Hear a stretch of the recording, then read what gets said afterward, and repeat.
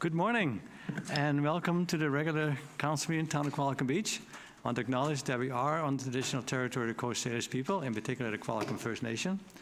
And we have the item of the agenda first, and that needs to be added, and you have a green sheet that we need to add under the section for going in camera regarding labor or employee relations. Is that okay with everybody? Councillor Harrison? Just one thing about the agenda, if we're doing adoption of the agenda.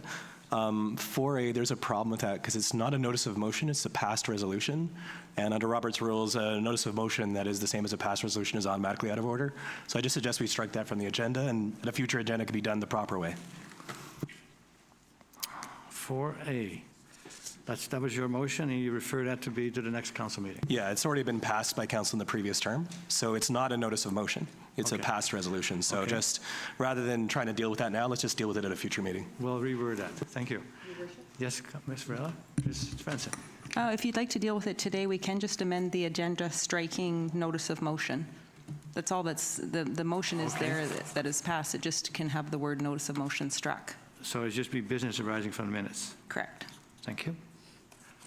Okay. Sure, I guess we'll debate it today then. Yeah, thank you. So, and the other item for in camera, everybody okay with that? Then, anything else, Ms. Svensson?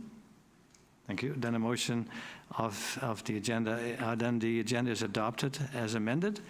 And then we have the consent agenda, and there's a number of items, mostly minutes. Anything, errors or omissions?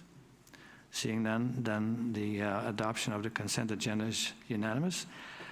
First, we're going to start with the town crier and his wonderful lady, Marie, who served us, and there's a picture right there when he first started, 26 years ago. You haven't changed that much, actually, Len. I don't know why you quit. And as you know, he served us well for 26 years, and it was kind of unique to Qualicum Beach. And it was so unique that actually Czech TV and CBC did a story on it. And it's better as a story that you can see on TV, and we have it here today. And you have to put up with a bit of a commercial because that was the ownership of the channel. But can we play those 2 video clips regarding our town crier, please?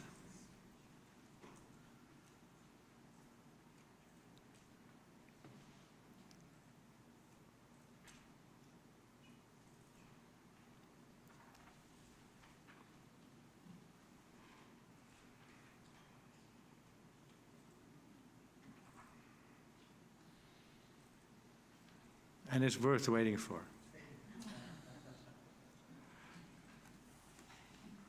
Yeah, there comes the IT crew.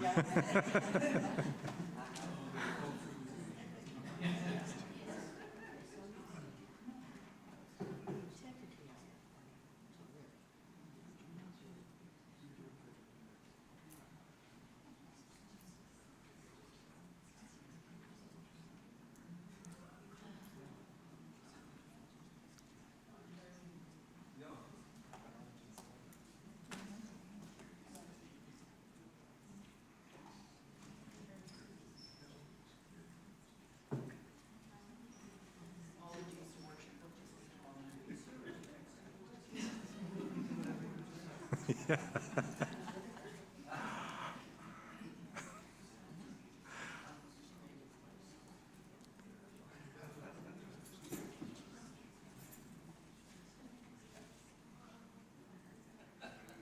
Would you be able to do a town cry about this, Len? No kidding.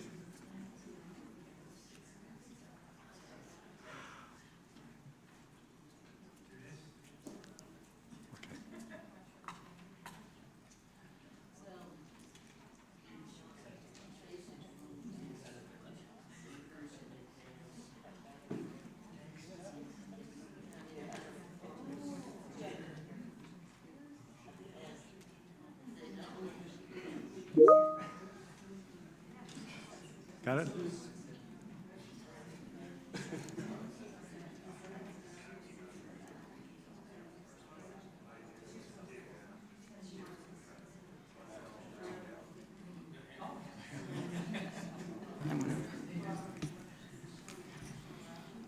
Your Worship, It'll just be a minute, and my apologies, that's my error in not getting that to IT, so I just want to own that. That's not IT's fault, so my apologies. It's okay. We're good. There it is.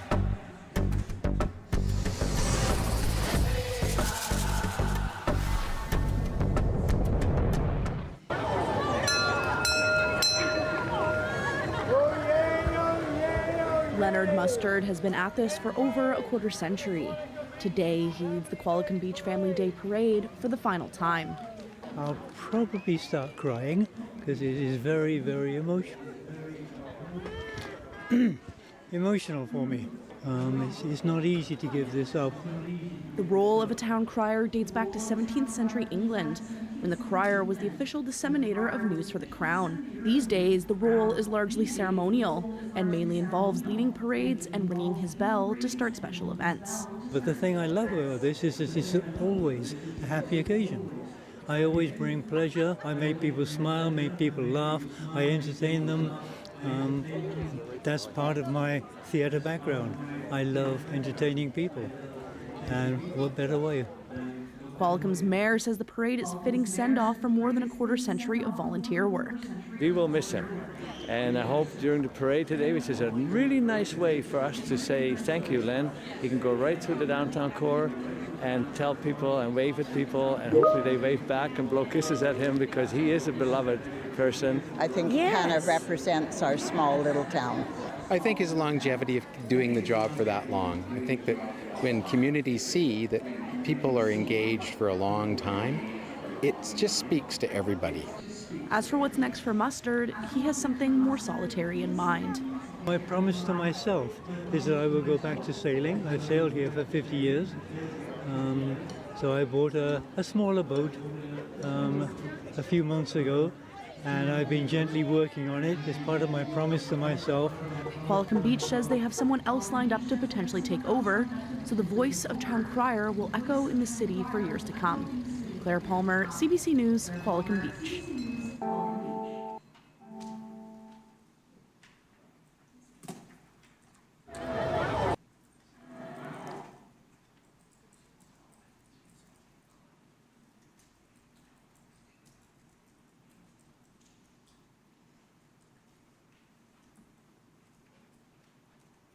We've been traveling together for 10 years now. With Olafly, we're online in seconds.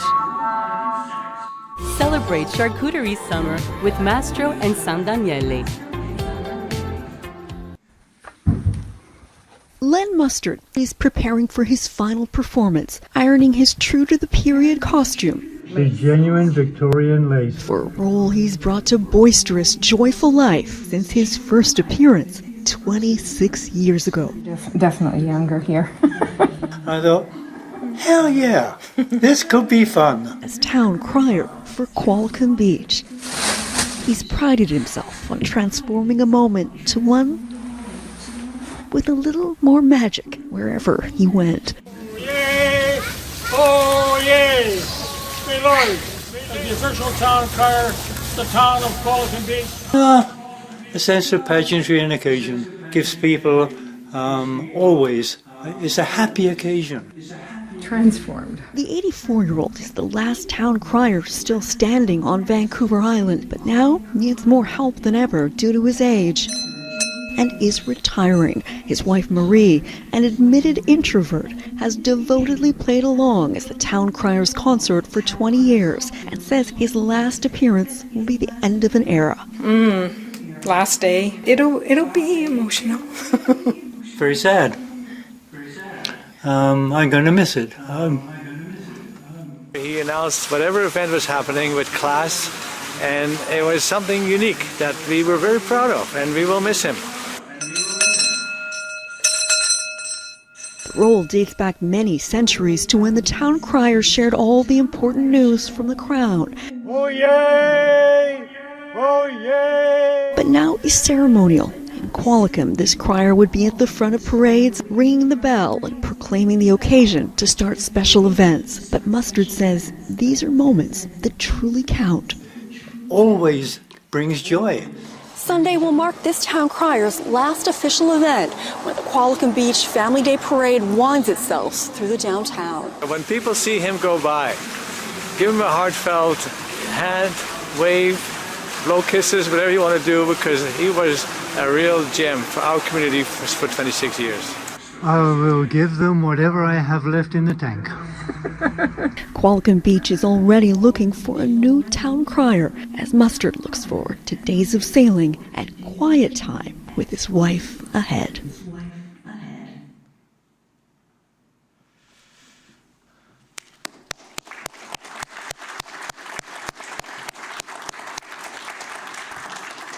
Now, as some of you may remember, on the volunteer appreciation event, we donated 2 seats that we bought for Len and Marie at the Echo Place Theater. As you could tell, Len has a theater background, and that's what I think made him so uniquely qualified for the position of town crier. Also, his comment about sailing, you could see what he was wearing is actually the uniform of a sea captain a couple hundred years ago. So, Glenn, you did an awesome job, and Marie?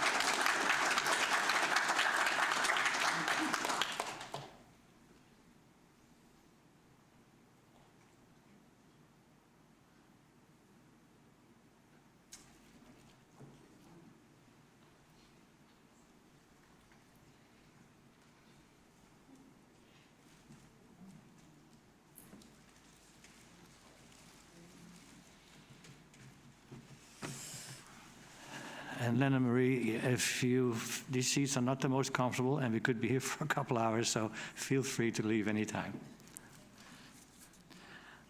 Next, we have some more presentations, and one is about the Development Tracker web tool.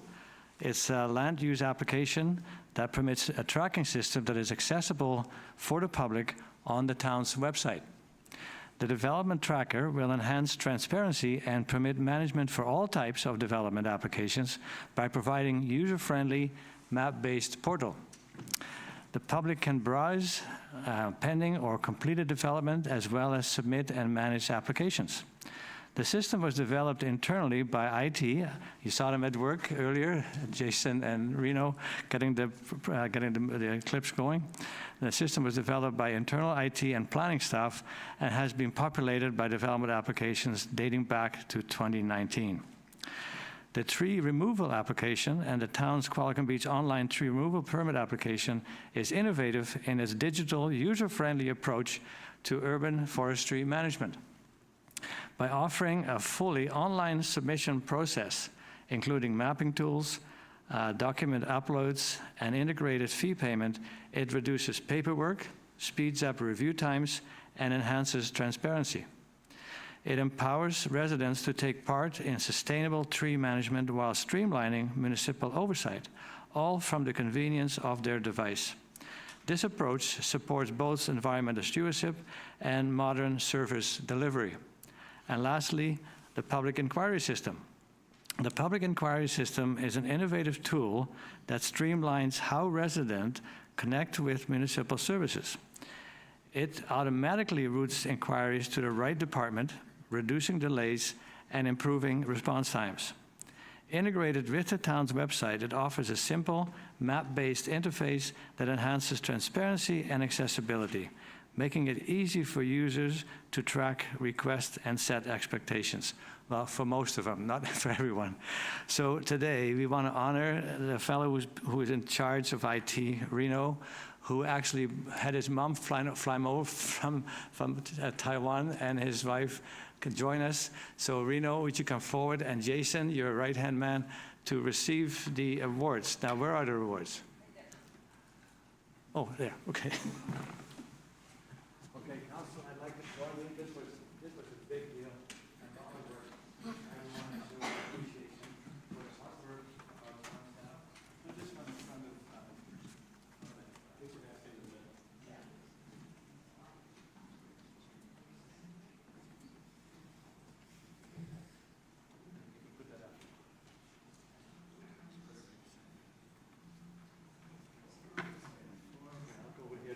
guys on the left, right now.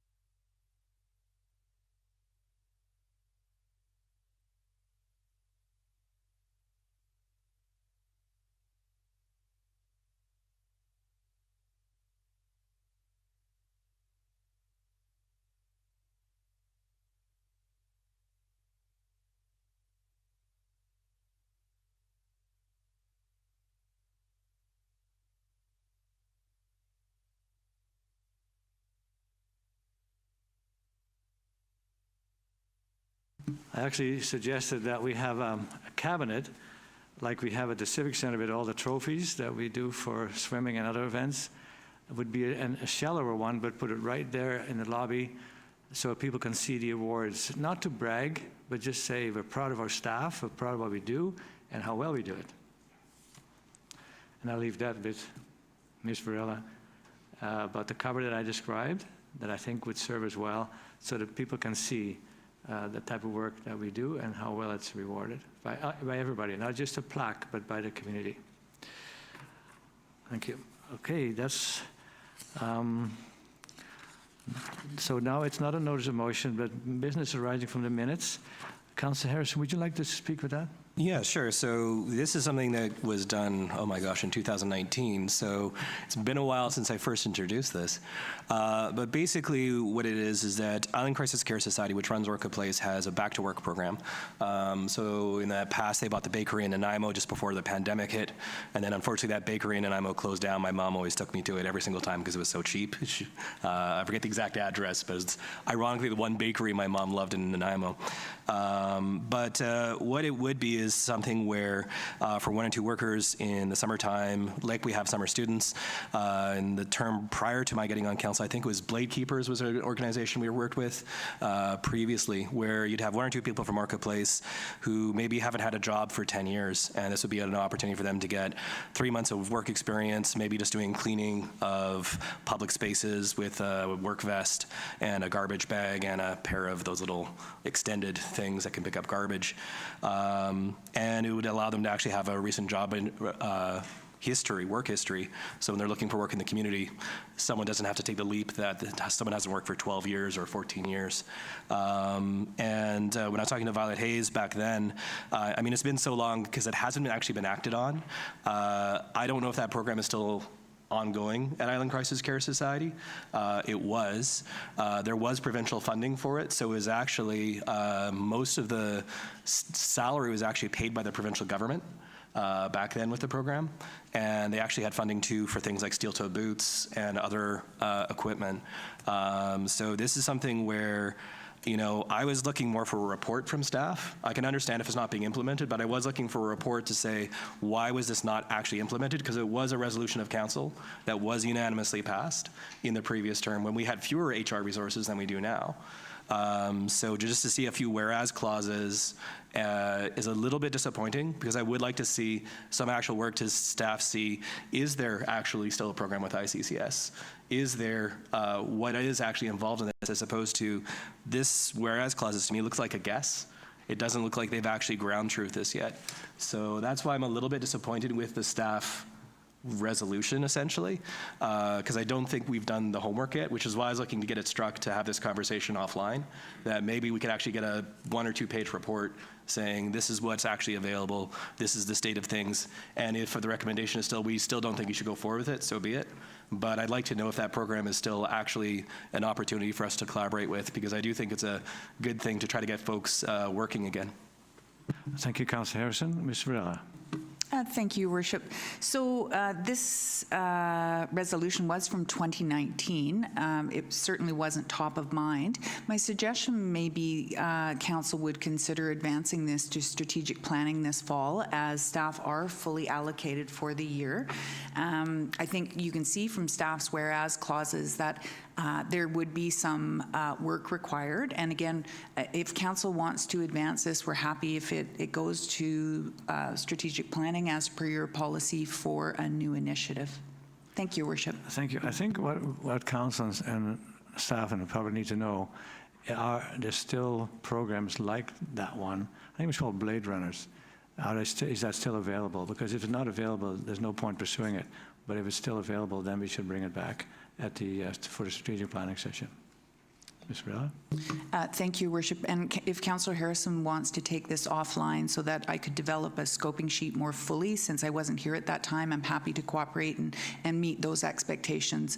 I will apologize because it wasn't clear to staff that a report was expected. So I think just anything we can do to collaborate and get this advanced for Council's consideration at the appropriate time would be great.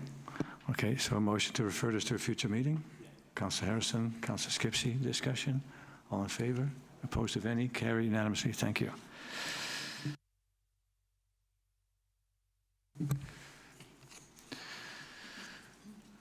The old schoolhouse funding request, but I don't think there was a delegation for that.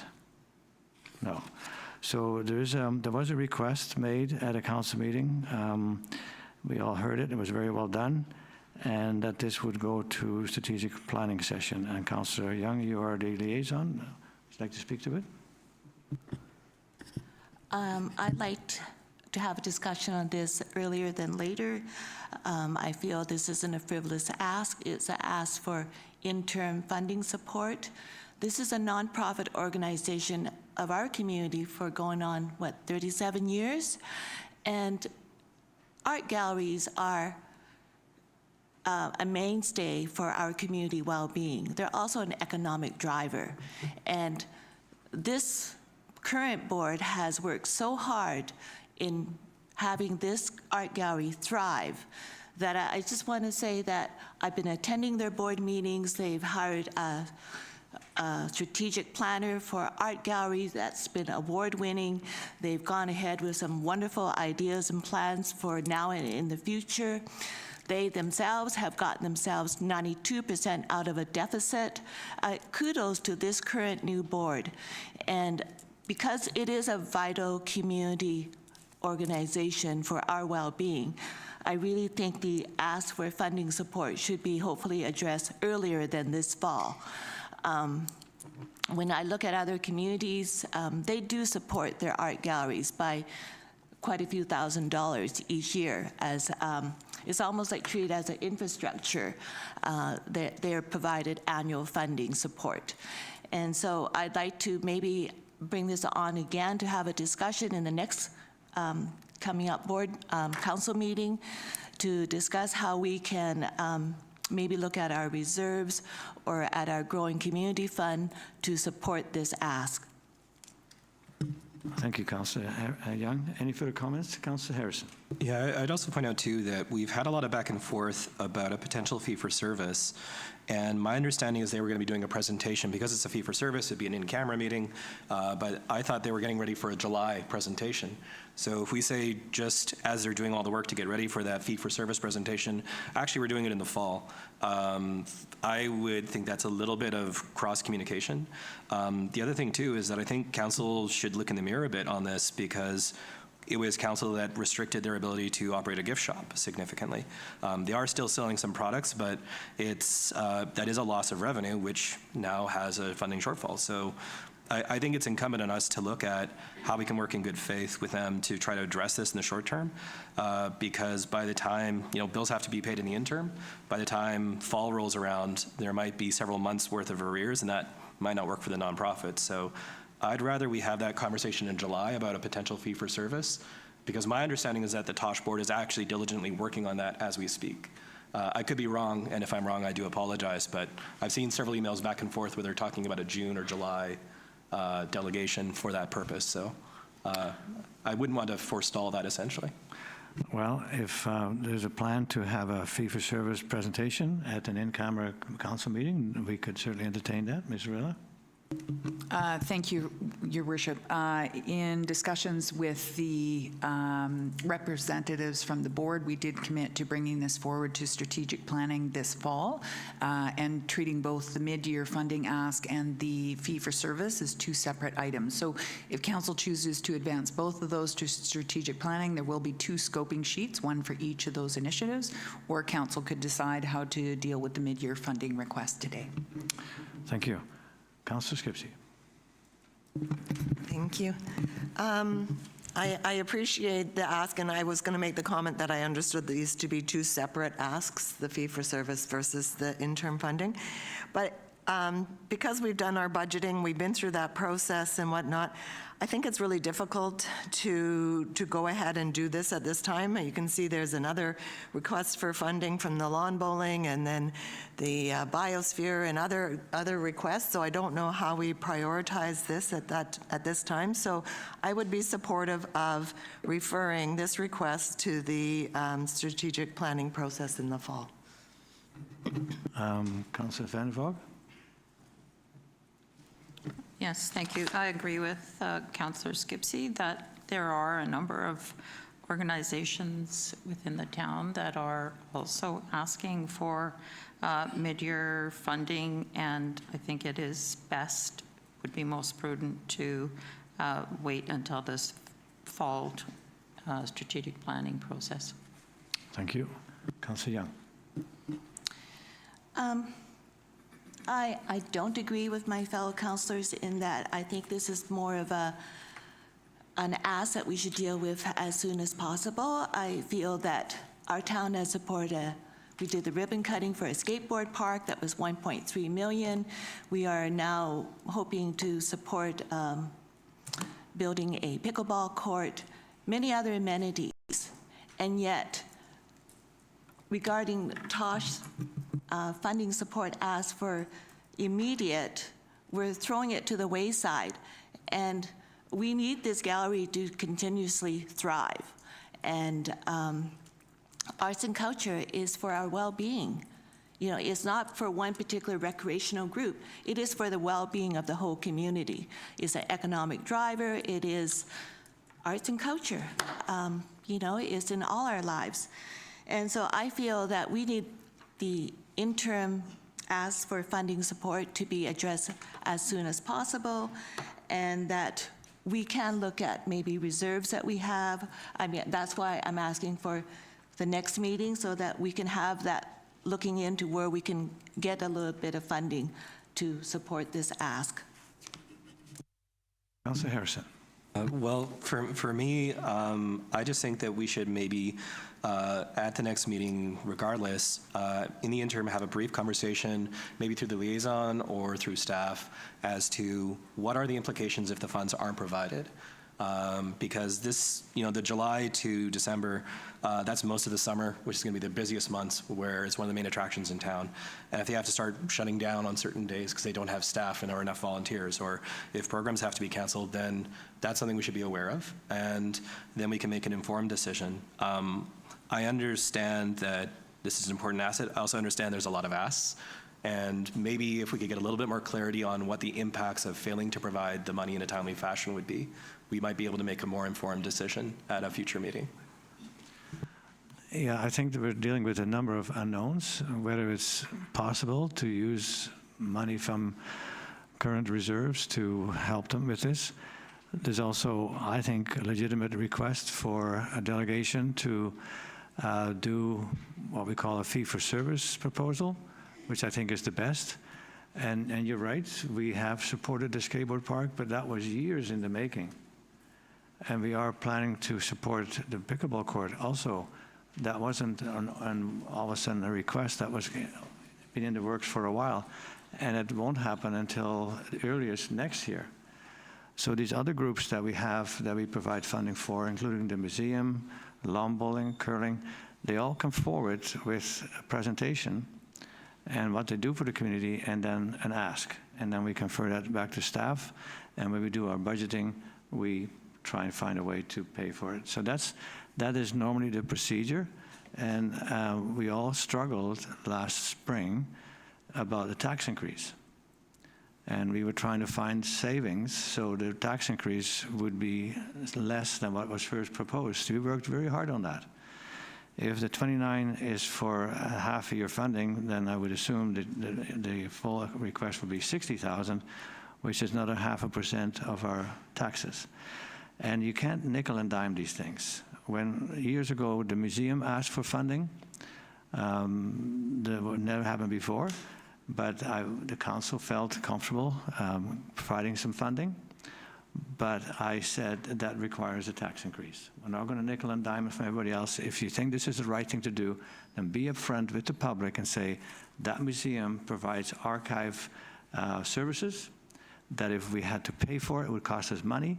They're doing it as a volunteer organization. We're going to give them an annual compensation for the fee for that service.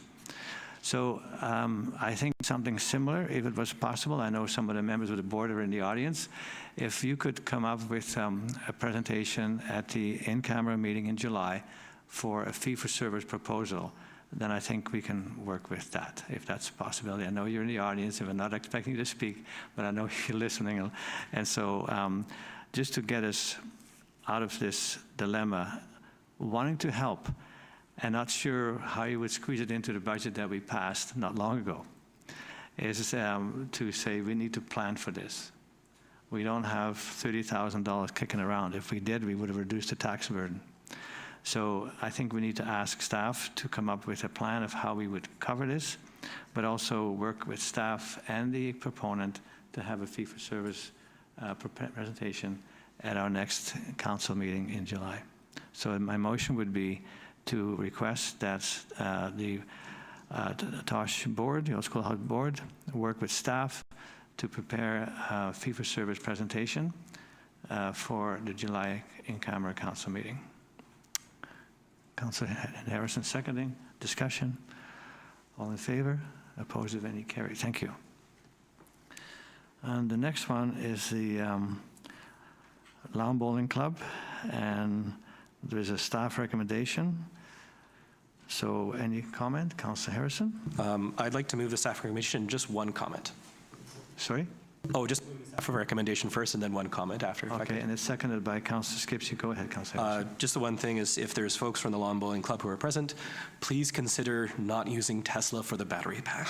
I just have a really hard time with a CEO who does Nazi salutes and is retained by the board. I'd prefer any other company. I'm sure there are other options. I'd personally do some fundraising to pay more if it's more expensive. I just really prefer not to have Tesla on the giant letters on the side of a building in town, if that's okay. Thanks. So the motion was a staff recommendation regarding the lawn bowling. That was seconded. Further discussion? All in favor? Opposed, if any? Carried. Thank you. And then the noise bylaw review, there was also a delegation by Mr. Jack Wilson, and staff made a comment. Would anyone care to make that motion? Councillor Harrison? Yeah, so I sort of raised this at the last meeting, but I wasn't looking so much for the noise control bylaw. It was actually the nuisance bylaw. So one of the citizens in town has an issue with LED lights, where a neighbor has installed LED lights that are actually horizontal. So they don't go to the ground. They actually just go straight at their house and right into the window, and it's actually really obnoxious because those LED lights are very powerful. And so he actually forwarded me some examples because he's someone who's familiar with local government, let's say. So he forwarded me some examples of bylaws where they talk about LED light pollution in Metro Vancouver.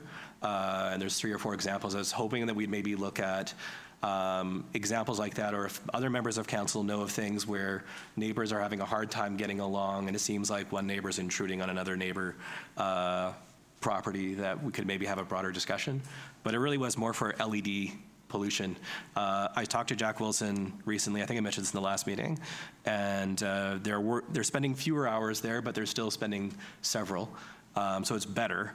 But I will note the staff comment. The only other thing too I would add is that my parents use one of the local services for maintaining their property, their hedges and the lawn, and we want to be very careful how we do the transition if we are going to pass a bylaw on that, because if we did it immediately, my mother was just talking to him about that, and he said he'd go out of business because he couldn't afford buying everything right away, so it'd have to be phased in over some time, just as a heads up. But yeah, I was looking more for a conversation on nuisances more broadly to see if there's a way we could capture LED light pollution and some other issues. So let's stick with this issue first. There was a staff comment that you moved, and Councillor Skipsey seconded. There's no motion? No, there's no motion here, okay. I don't think. All right, then I would ask that you would, and I know you're a pretty prolific writer, to write up something about what you just mentioned, about the general nuisance proposal. I think that would be very helpful. Yeah, I'll forward that to staff. Yeah, that makes sense. And also the examples provided from the gentleman in question. Thank you. And it's good to hear that the nuisance has declined. So we'll leave it at that. Delegations, Qualicum Beach Streamkeepers, 30th anniversary. Mr. David James, push the button. Thank you. Thank you, Mayor and Council, for this opportunity. I'm here today on behalf of Qualicum Beach Streamkeepers. I have one of my colleagues, Pat Jacobson, and we have a number of other board members and volunteers, past and present, in the chambers. Let me see here. There we go. I think most of the people in the room know about us in basic. We're dedicated to protecting and restoring local wild fish habitat. We think that what's good for fish is good for people. And our objectives are to work in and around Qualicum Beach, although we do work on the Little Qualicum River as well. We're aiming to sustain and maintain and improve healthy fish populations in the area. So who are we? This is one of our younger members, but we have between 40 and 50 of us from all backgrounds and walks of life. Here's our board of directors. A handsome group, you must admit. What do we do? 3 basic things. We monitor. That means gathering scientifically accurate information, real information, not just opinions. Number 2, we work on restoration, improving fish and wildlife habitat. Number 3, we look to raise awareness of the importance of the salmon ecosystem in the area. One of the things we do in cooperation with the regional district and the Ministry of the Environment is measure the levels and flow rates of streams in and around Grant and Beach Creeks. These are some of our team members in work, and that goes on pretty well year-round. We do annual fish counts on Grandin and Beach Creeks. Again, scientific data. It's real, it's not just perceived. This is one of the coho hiding one of our measurement tools. We do restoration. In this case, it's working with the city, with the town, and the golf course in helping to plant trees along the work on the roadway in Crescent Road. Here we are working on the Seaside Nature Park. And this is as much awareness as it is a restoration, but that's such an important part of our messaging to the community. We need to keep that Seaside Park and the pavilion in good condition. Here we are at the Little Qualicum River, the estuary, very important area for salmon, and we've been working there for almost 20 years now with the RDN. In this case, we're replanting trees in an area that has been heavily affected by development. Here we are with a Vancouver Island University field visit, part of our awareness, reaching out to students, in this case, university students who want to learn about working in the field. And of course, Beach Day. Here we are with one of our teams showing people that there's life on the beach. Our history, we've been around since 1995. Many of you here will know Faye Smith. She was our founding inspiration, and we were established that year. Many projects we worked on over the years. I won't list them all. Many of you know about them, but a wide range. How do we work? We work in partnerships and collaboration. We're a small group. We have to work with governments and scientific groups. And we work on public land, and we are self-funded. The money we raise, we have to raise. How are we doing? We're doing quite well. The fish are back, thanks in main part to the 2 major projects done by the town of Qualicum Beach to improve access. Numbers are stable. They aren't improving, but they're stable. And most of them are coho salmon and cutthroat trout, and we think chum salmon are back on occasion as well. Here's a couple of pictures of them. Challenges are also opportunities. We have small streams with small watersheds. We're seeing a trend because of climate change to lower and lower levels in the summer and higher peaks in the winter. That's causing problems for fish habitat. And we are totally dependent on groundwater for summer stream water flow. If we lose the groundwater, we will lose our fish. And we're losing tree cover in many areas, such as Lower Grandin Creek. The oldest is simply aging out. So what can we do for opportunities? Number one, we need to protect the watersheds. As an urban center, we need to think about the implications of development. Is it going to affect summer water flows? We need to mitigate climate change. We need to integrate data on water and streams and fish into town decision-making. And I'm happy to tell you that as of today, we have 2 maps, so Grandin and Beach Creeks, that Ray here was instrumental in getting going, and we'll be sharing those with town staff like Oliver in the next few days. We hope that will add to the town database as it goes through its planning. We want to remove barriers to fish access, and I can tell you today that as of 2 weeks ago, we discovered that we have coho above the Hoy Lake Road culvert on Grandin Creek. First time in decades. This is a bit of a surprise to us, and we take no credit for it, regrettably. We think it's because the pool at the bottom of the culvert filled in with sediment and raised it enough that the fish could access it. So now we're seeing many fish, which is a wonderful development. The trick now is to maintain that so we don't lose that access. And we need to maintain Seaside Nature Park and Pavilion because it's such an important symbol for us of the story we're trying to tell. Finally, we have a 30-year anniversary. This is 30 whole years we've been here, and we've decided to use Beach Day, which is an event we've been involved with from day one. Almost all of our partner organizations will be there, and we would like to ask the mayor if he would be so kind as to make a recognition award to a couple of our volunteers and technical advisors who symbolize the kind of range of people who have helped us succeed over the past 30 years. And that's the end of my presentation. Thank you, Dave. Very good presentation, very concise, and very good presentation. And your request is granted on behalf of Qualicum Beach Council and staff. I'd be happy to do those recognitions you asked for. Thank you. Question to the delegation. Councillor Harrison. Sorry, just a question to David. I strongly agree that we are seeing significantly more precipitation in the winter months as coming down more in tight concentrations, so it leads to flooding. Is there any work with trying, because there was a great presentation last year at UBCM that I attended by a gentleman who talked about slowing down the rate of streams and rivers to enhance the habitat for fish in particular.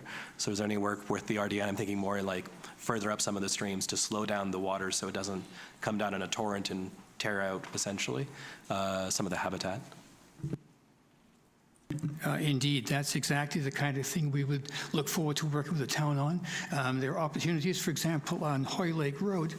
There's a big ditch coming down, flowing into Grandin.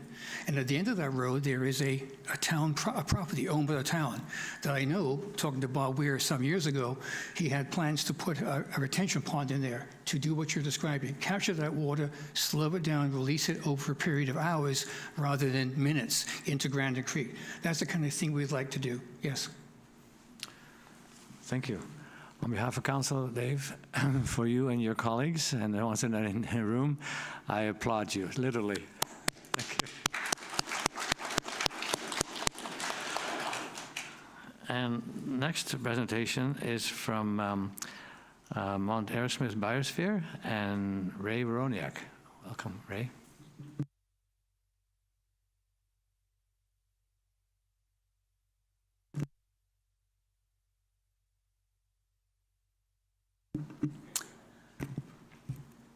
Hello, Mayor and Council. Thank you for having the Mount Arrowsmith Biosphere region here to present today.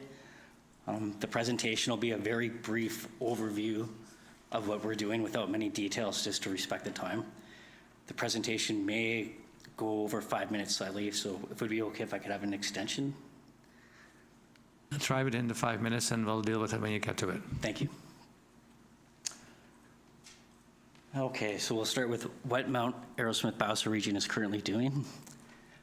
So what MIBR does do is supports local economies, supports other community groups, creates opportunities for community members, supports youth, families, and schools, advances reconciliation, supports the land, environment, and biodiversity, strengthens community connections.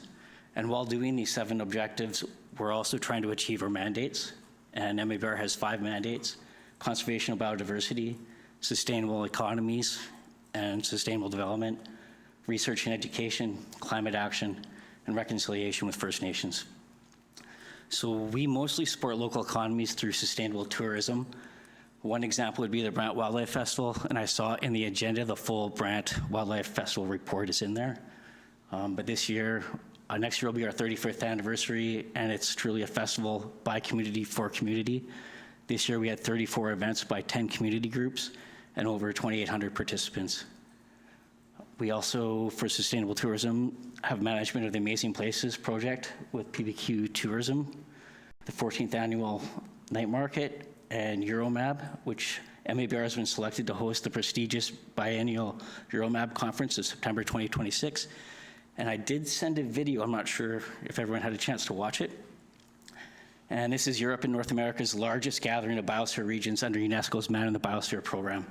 And we'll be hosting it right here in Oceanside. Since opening Qualicum, the MIBR Education Center draws visitors and tourists into town, and it acts as a secondary visitor center and community hub. Most of our visitors come from Victoria and Vancouver, and they stop here on their way to Tofino.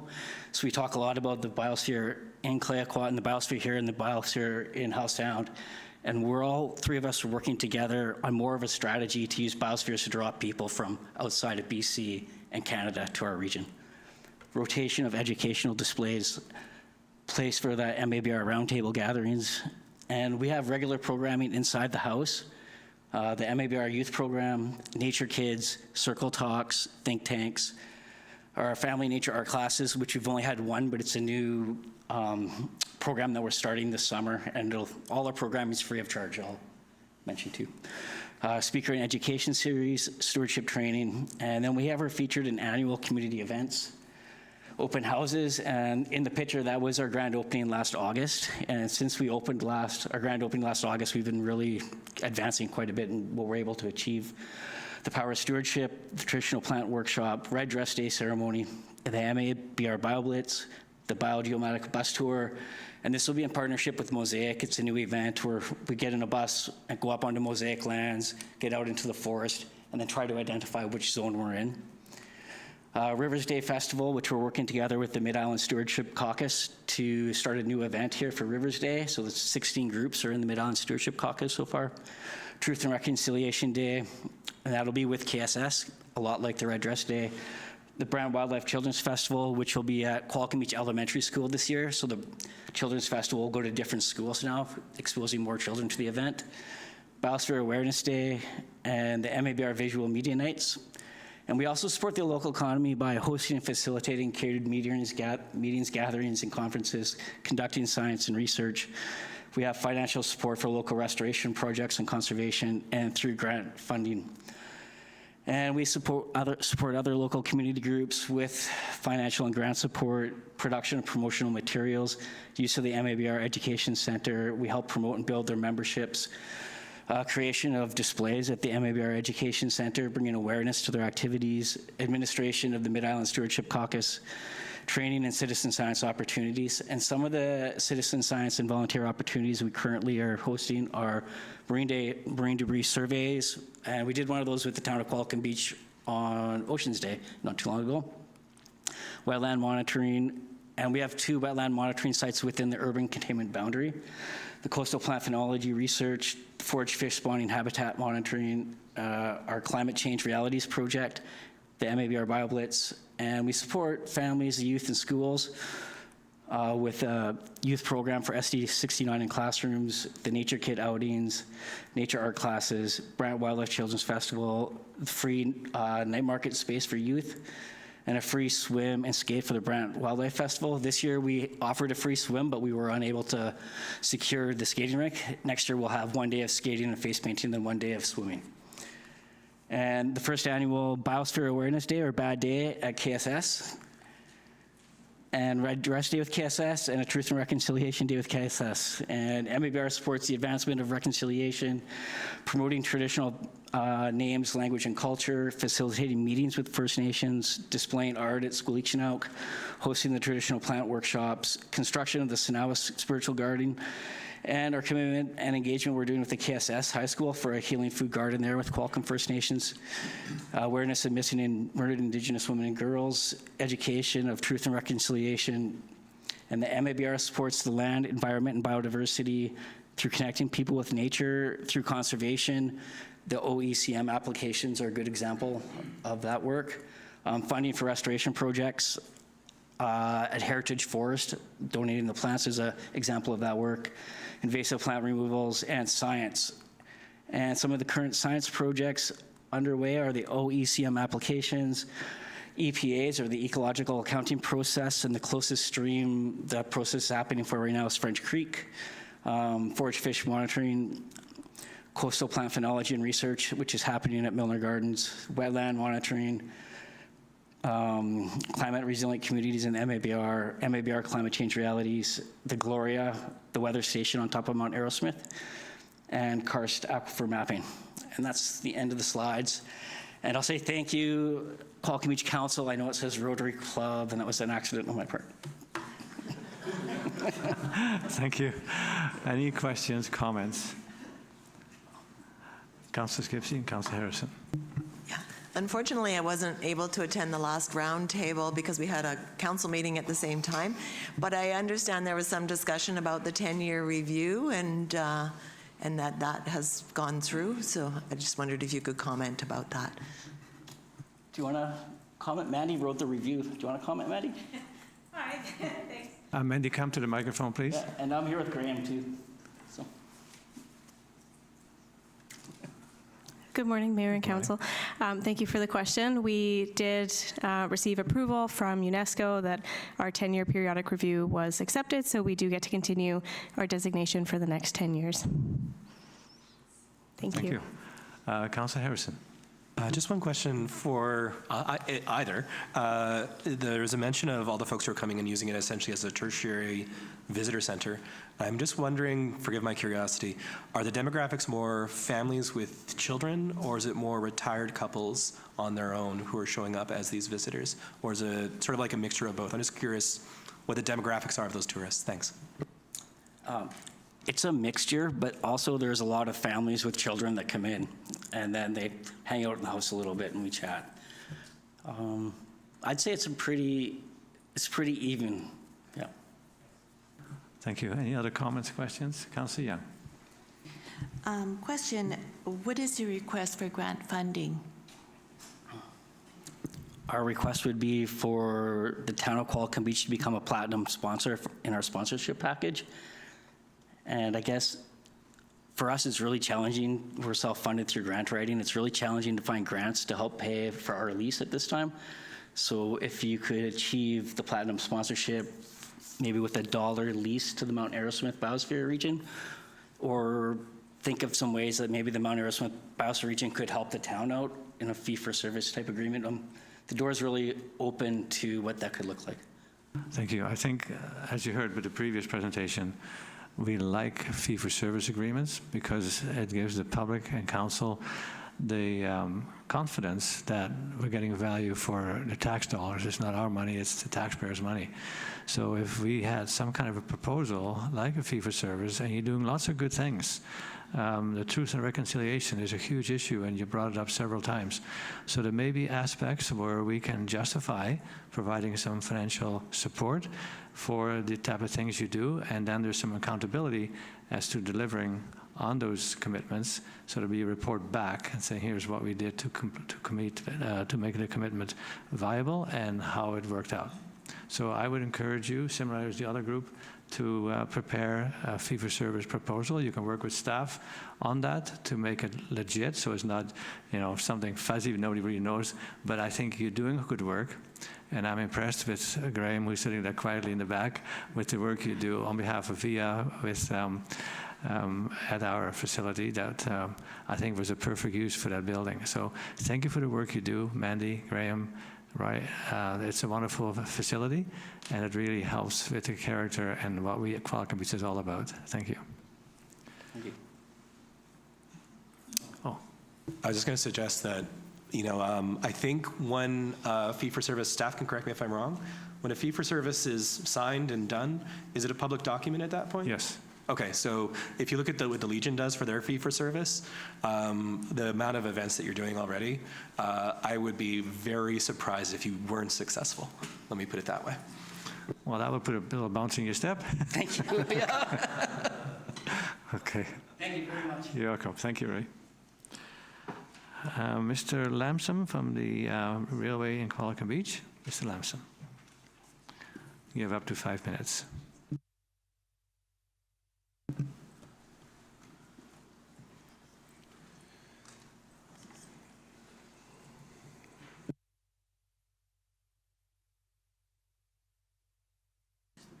What's that, sorry? Okay. If possible, would we have a little more time? Okay. Okay. All right. Finding the best path forward. New vision for the ENN Rail Corridor. I'm Graham Lamson. I'm a director of Friends of Rails to Trails Vancouver Island. Our society was created in 2018 to encourage the repurposing of the unused Vancouver Island rail lines as multi-use trails. Our vision is to encourage the preservation and protection of the ENN corridor in perpetuity as a multi-use active transportation network connecting First Nations and settler communities on Vancouver Island. Sorry. Right. Coming to the AVICC resolution, number 42, this is the Association of Vancouver Island Coastal Communities. Qualicum Beach made resolution number 42. I'm not going to talk too much about this, except that the resolution, is there a pointer?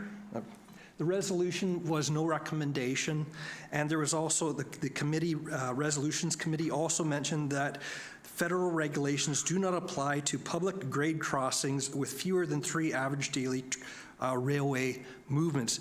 Actually, this is not correct. I was looking at the amended federal legislation, and there's actually 4 pieces of criteria which relieve the community of having grade crossing control stop signs. And unfortunately, one of these is that the train must be less than 10 miles per hour speed limit through town. In Qualicum Beach, the speed limit is actually 40 miles per hour, so significantly higher. There's some other sightline issues too. So unfortunately, it looks to me that the committee was in error, but there's far more better ways to deal with the railway, and that's to abandon it and convert it to a multi-use trail. Now, what does this do? This solves our traffic issues for Qualicum Beach, which the town council tried to resolve with this resolution, which was made in the past. It also resolves some of the Qualicum Beach's age-friendly transportation friendly plan issues. One is the traffic signal at Memorial and First Avenue. A second is the Beach Avenue crossing of the trail near the museum. And a third is the newly paved Hoy Lake Trail, where abuts Arbutus Road.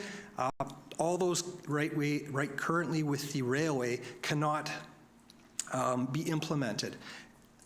Lastly, and most importantly in my mind, is that using the railway as a trail facilitates non-motorized use to regional gems like Little Qualicum or Big Qualicum fish hatcheries, Top Bridge Park near Parksville, and Qualicum Beach Town Centre and Parksville. Okay, so really Qualicum Beach would just be following in the footsteps of the Snuneyas First Nation.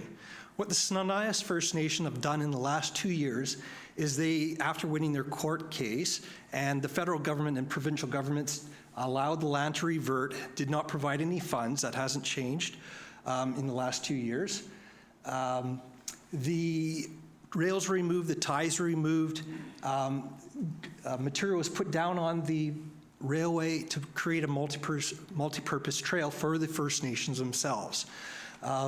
You can see there in the picture that there's a staircase going up the residences. Well, this gives access to the trail, which also gives access down to the Snuneyas-owned First Shell gas station and gas bar, as well as the campsite across the overhead walkway of Highway 19. So Friends of Rails to Trails Vancouver Island is very supportive of First Nations and reconciliation. We understand they are critically important, and any future decisions must involve the First Nations. Now, for this area, the Snuneyas for Parksville, but also the Qualicum First Nation are the nations who would be consulted and would have to be in agreement what is done with the trail. With the railway. Next, this is also really important. In the last 2 years, the corridor has really changed. It's been recognized that the corridor is valuable in its parts, not as a whole as a railway line. The First Nations leader, Gordon Edwards, stated back in 2023, just before the decision of the federal and provincial governments to allow the land to revert, that the railway's importance is in its parts. This was repeated by the new CEO, Thomas Bevan, on CFAX Radio just in January of this year, and he said the railway is important in its parts. So that means that there can be multiple different uses. It's no longer going to be a railway because we've seen the rails are gone from the Snuneyas First Nation. Okay, so building a cost-effective trail, it's been done on Vancouver Island. It was done between Cowichan Lake and Duncan at a very reasonable cost, $1.2 million in 2005 funds.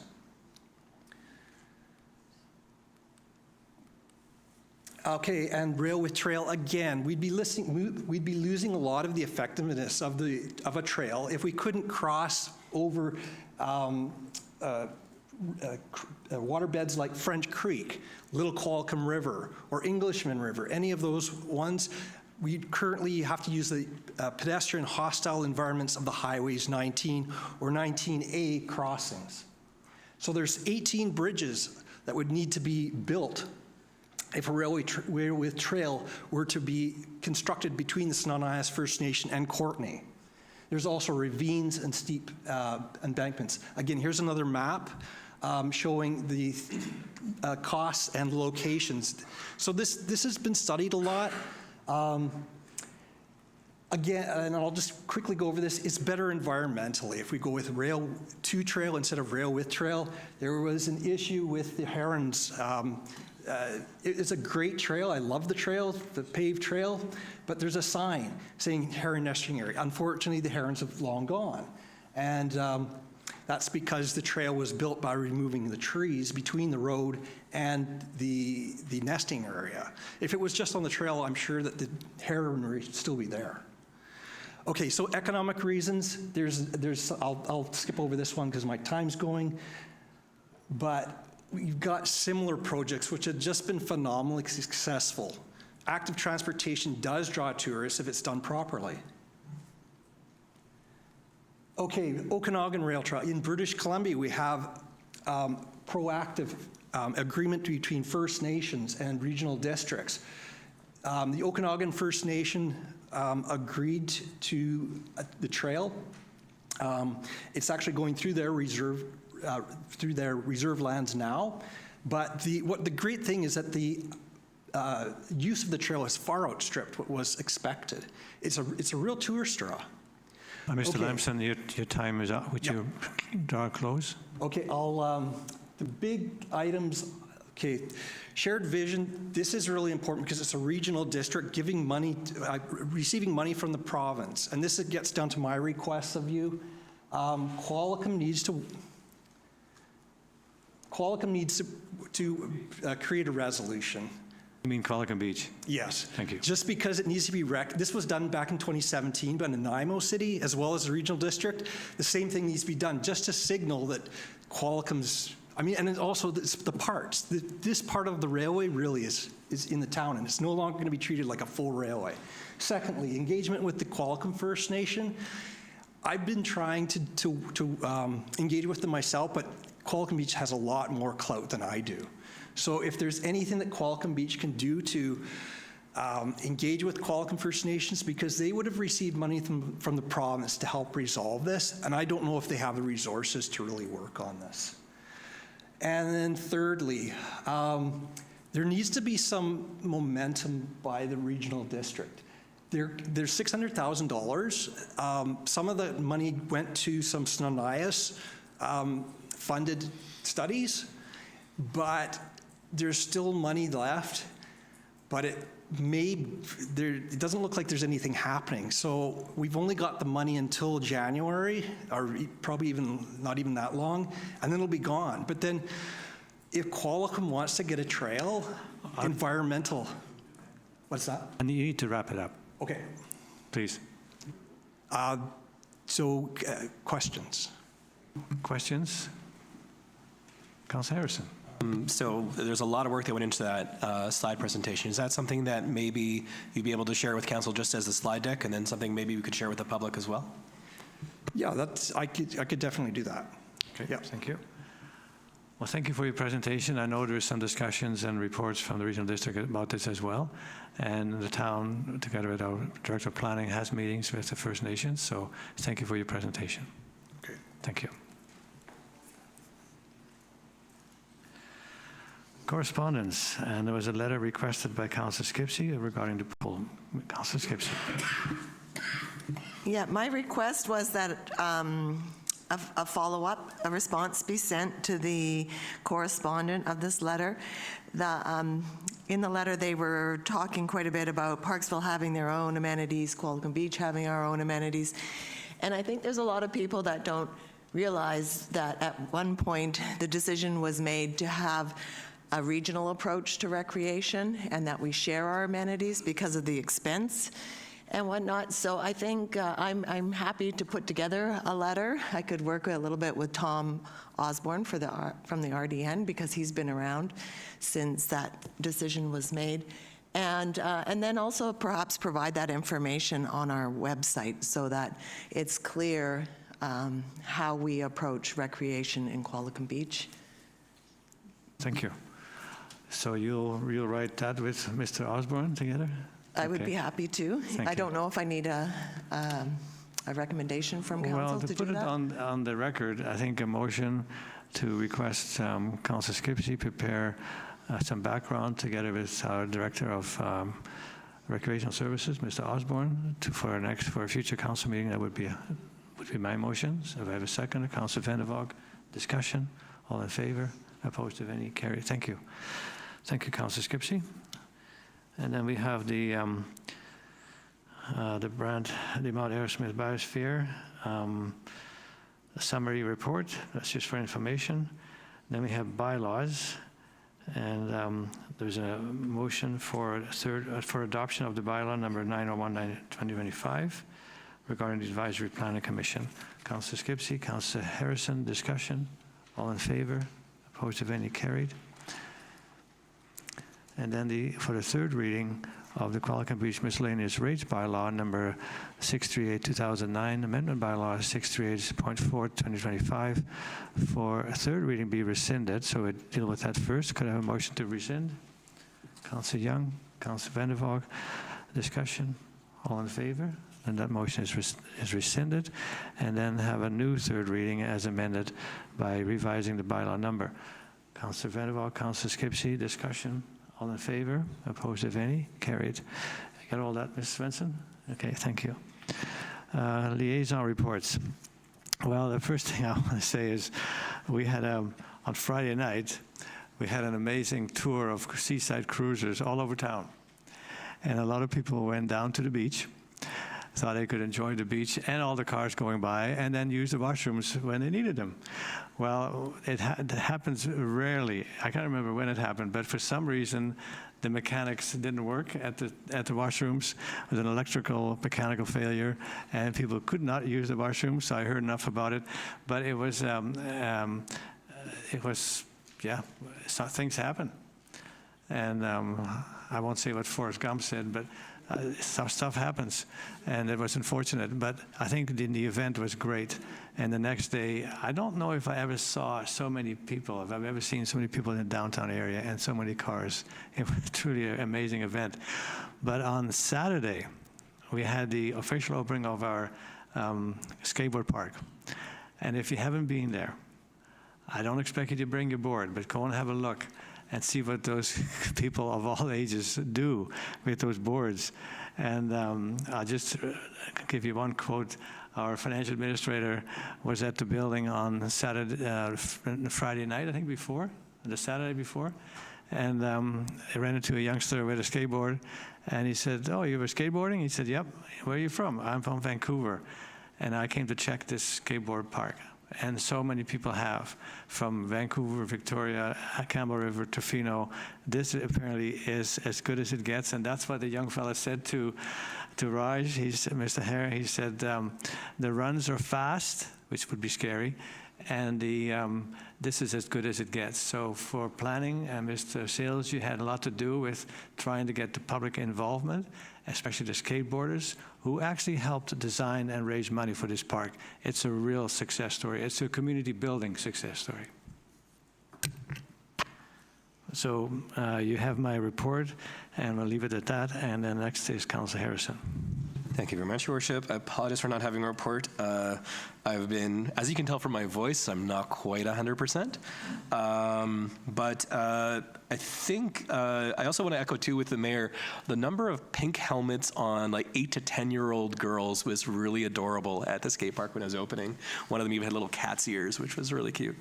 And when I was there was a woman I know in the community who is a kindergarten teacher, and she also commented on the affordable housing building that is basically, it's now accepting tenants in it.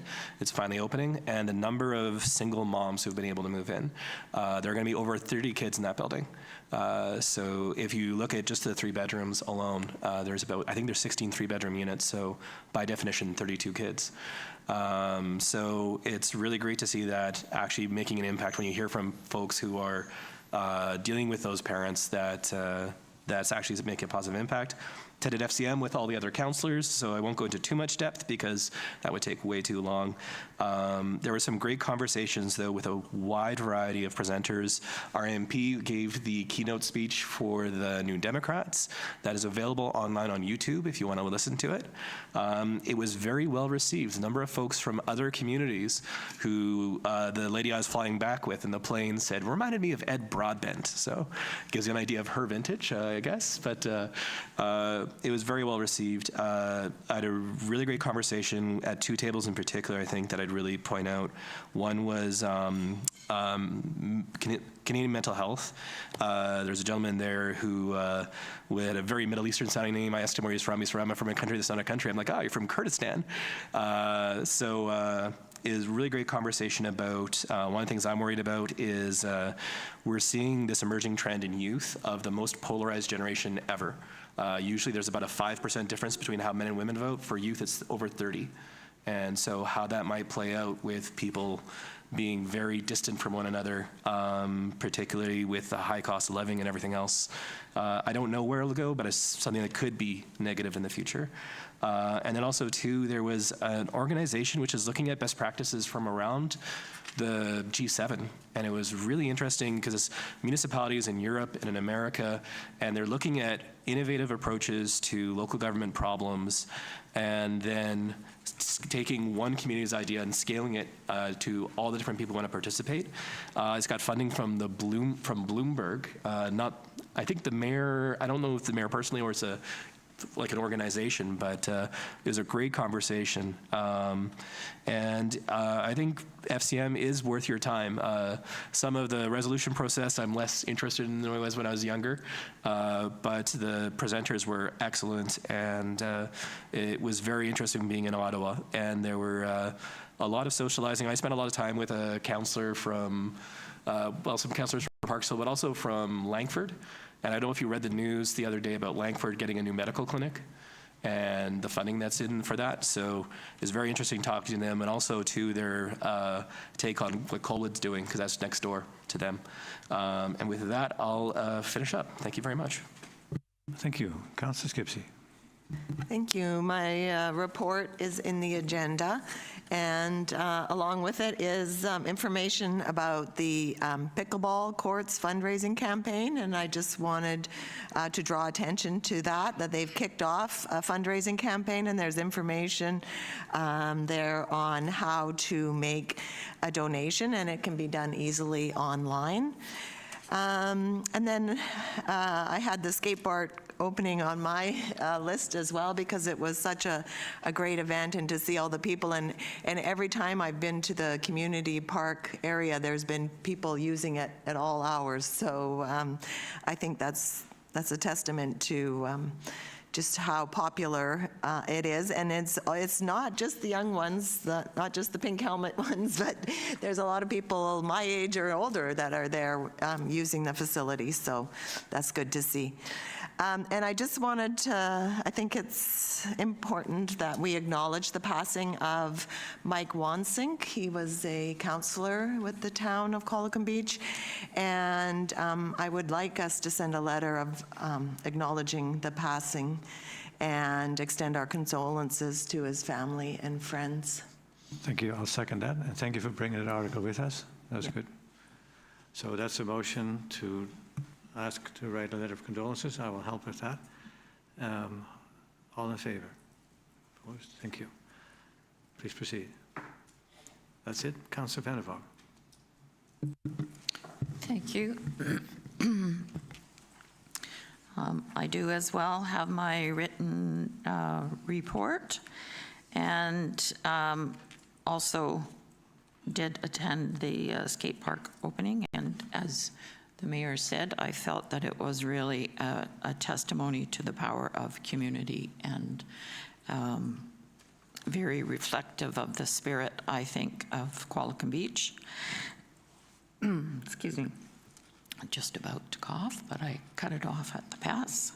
I actually didn't attend the Sea Cruisers event. I was on the highway going out of town when lots and lots of cars were coming into town, and I went instead to attend the tour of the Hamilton Marsh, which was headed by or led by Jesse Ricalma from the Qualicum First Nations, talking about the traditional uses of the land, and I found it very informative, and a lovely group of people that to spend the afternoon with, or a couple of hours in the afternoon with.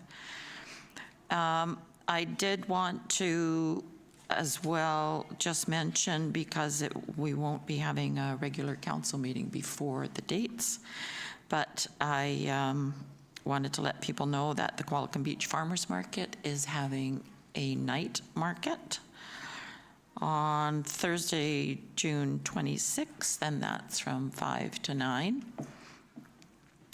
And the St. Andrew's Lodge concert series is starting on the 28th of June.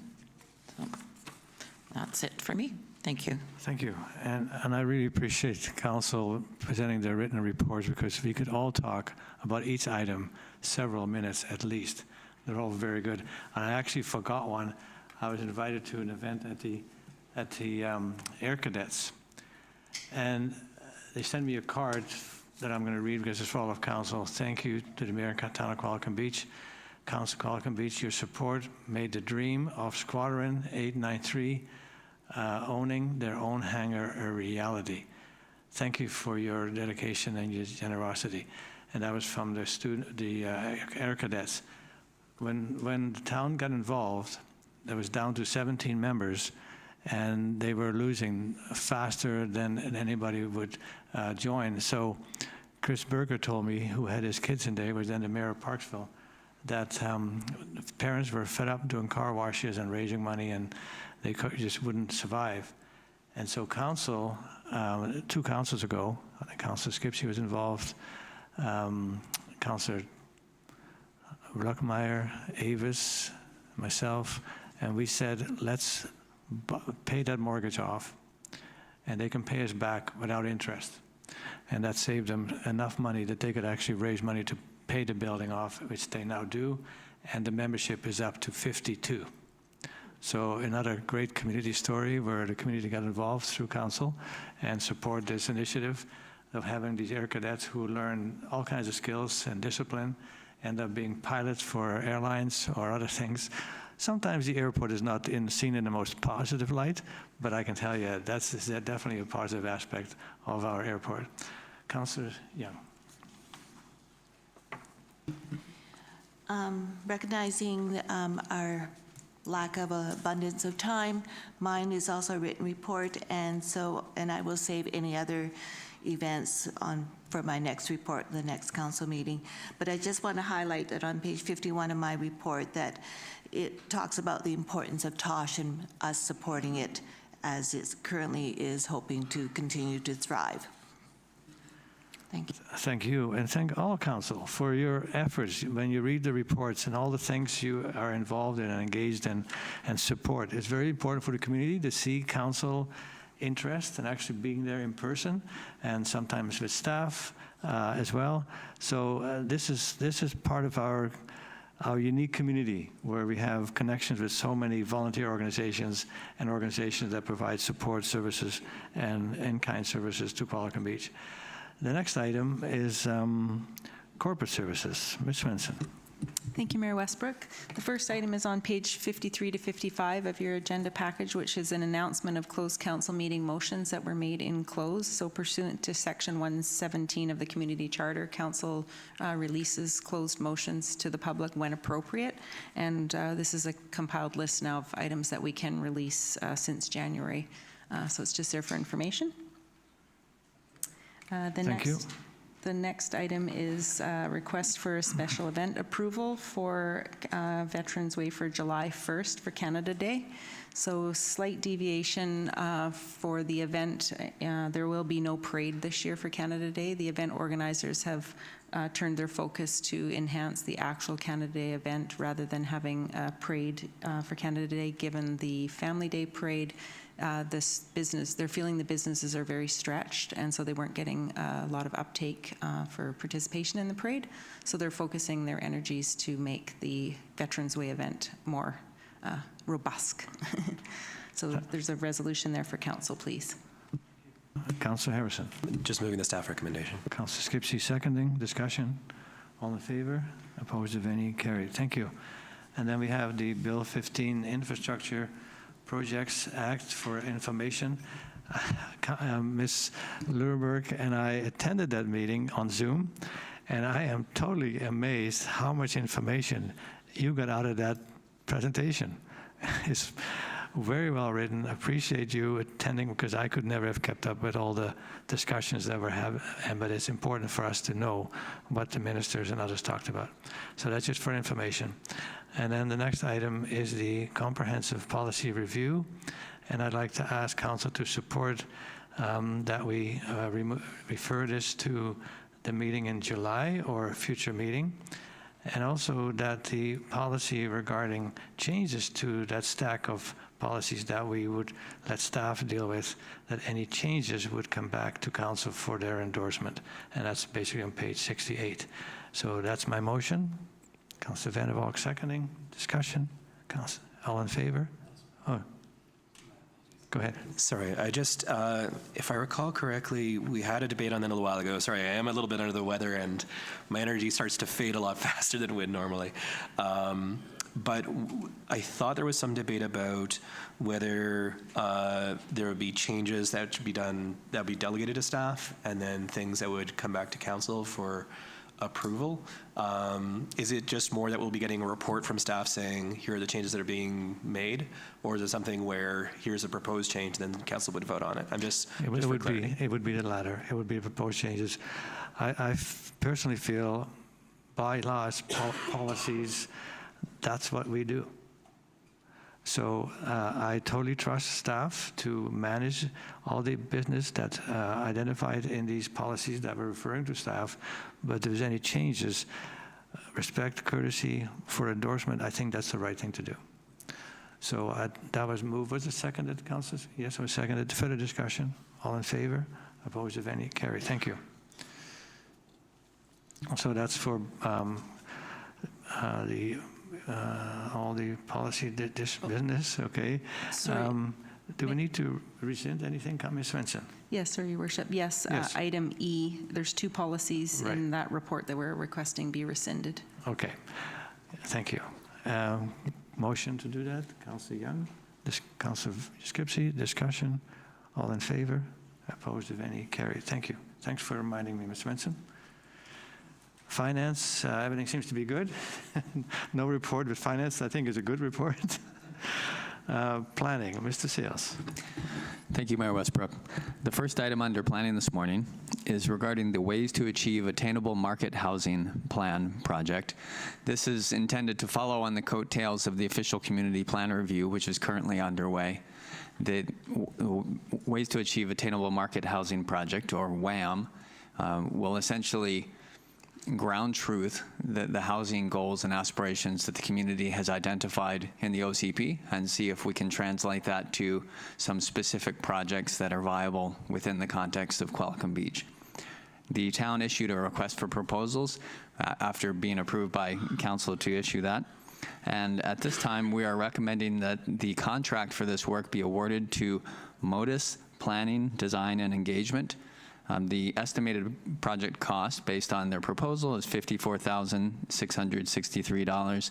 The staff memo does identify that because the official community plan review is anticipated to be under budget, there may be an opportunity to adjust the scope for this project if additional work is required, but would still be under the combined budget for the OCP review and WAAM housing. So that is the recommendation. I'd be pleased to take any questions. Thank you. Any questions, comments? We have a motion. Councillor Harrison? Okay. Councillor Vander Valk? You moved the staff recommendation. Second, Councillor Skipsey. Discussion? Councillor Harrison. Yeah, so I've gone back and forth on this a little bit, but I think I'll be voting against this just because fundamentally it feels to me like we're trying to reinvent the wheel instead of taking advantage of programs that are actually in place already. So a week ago, the Community Housing Fund opened up, which is the same fund we used for the residences at Railway. So I think when this is better served just having conversations with people who build housing, either in the non-market or in the market housing sector, and find out what the actual costs are, we'll find quite quickly that this really isn't something, there isn't a whole bunch of extra leeway to just create market housing that actually is at the price points that young families need. So I'll be voting against this. Thank you. Mr. Sales, any thoughts on that? Thank you, Mayor Westbrook. Councillor Harrison identifies that there are some programs that may be available for funding support in the future. The WAAM housing project would look at opportunities that could utilize those funding sources, but there may be other opportunities that haven't been fully explored. So the intention is to cast a wide net through this process. Thank you. Thank you. Would this be used to advance, and we've discussed it before, where we would use town-owned lands because it's pretty difficult for developers to use their properties, but town-owned lands, if we use the property, say, at the airport, we have 2 parcels there, and if we worked with developers to say we need affordable housing, I know at one of the presentations at the Civic Center, the day, I think it was 5th of June, I met someone there from Courtney, and they could have modular units, 750 square feet, I think he said, and it would be for $150,000. So if we split that 8 acres in, near the airport up in small sections, people could buy those, say price range 60 to 80,000. We would have, according to Mr. Larson, who looked at that, and he says you probably get about 60, 70 units. So that would be several $1 million that we could then use to buy other property and do the same thing. It wouldn't be stick framed, it wouldn't be $400 a foot construction, it wouldn't have 2 bathrooms, it wouldn't have double garages. It would be a unit of 750 square feet that people could afford to buy into and start, get a start in the marketplace. So is that something that through this motion we could look into? Thank you, Mayor Westbrook. So the process is designed in a way that the consultant will be brought on board. They'll develop some criteria for what is considered a viable or successful housing project. And then once those criteria are in place, then we can reach out to the community and see what ideas are coming back. The one you identified very well could be one of the projects that then gets vetted through the criteria. So it's a process that's intended to be able to welcome a wide range of ideas and then vet them through a similar process. So yes, something like that would be certainly something that would be evaluated or could be evaluated through that process. Thank you. Sorry, Councillor Harrison. But for me, like where I grew up obviously middle-class household, but there were also 2 trailer parks that fed into my elementary school. And basically what that sounds like to me is just a trailer park, essentially. It's the exact same thing as the single-wide, basically, a small single-wide. So from my experience, at least with those families, it provides stability. So it's better than slipping through the cracks and ending up in an RV or on the streets. But it didn't generate a lot of wealth because you didn't own the land underneath the property. Unless we transfer the land, it's going to be hard for folks to make money because the value of the building is going to depreciate over time. So I just caution that it might not be the panacea we think it is. Councillor Vander. I think that one of the intentions of the project is to look at many alternatives and see if there might not be innovative ways that we can have attainable housing in the town of Qualicum Beach. So I wouldn't at this point limit it to this versus that. I think that as Mr. Sales said, we're trying to set out a wide net and see what the ideas are, both from the consultant and from the community, and then see if there's anything within those ideas that we can bring to reality.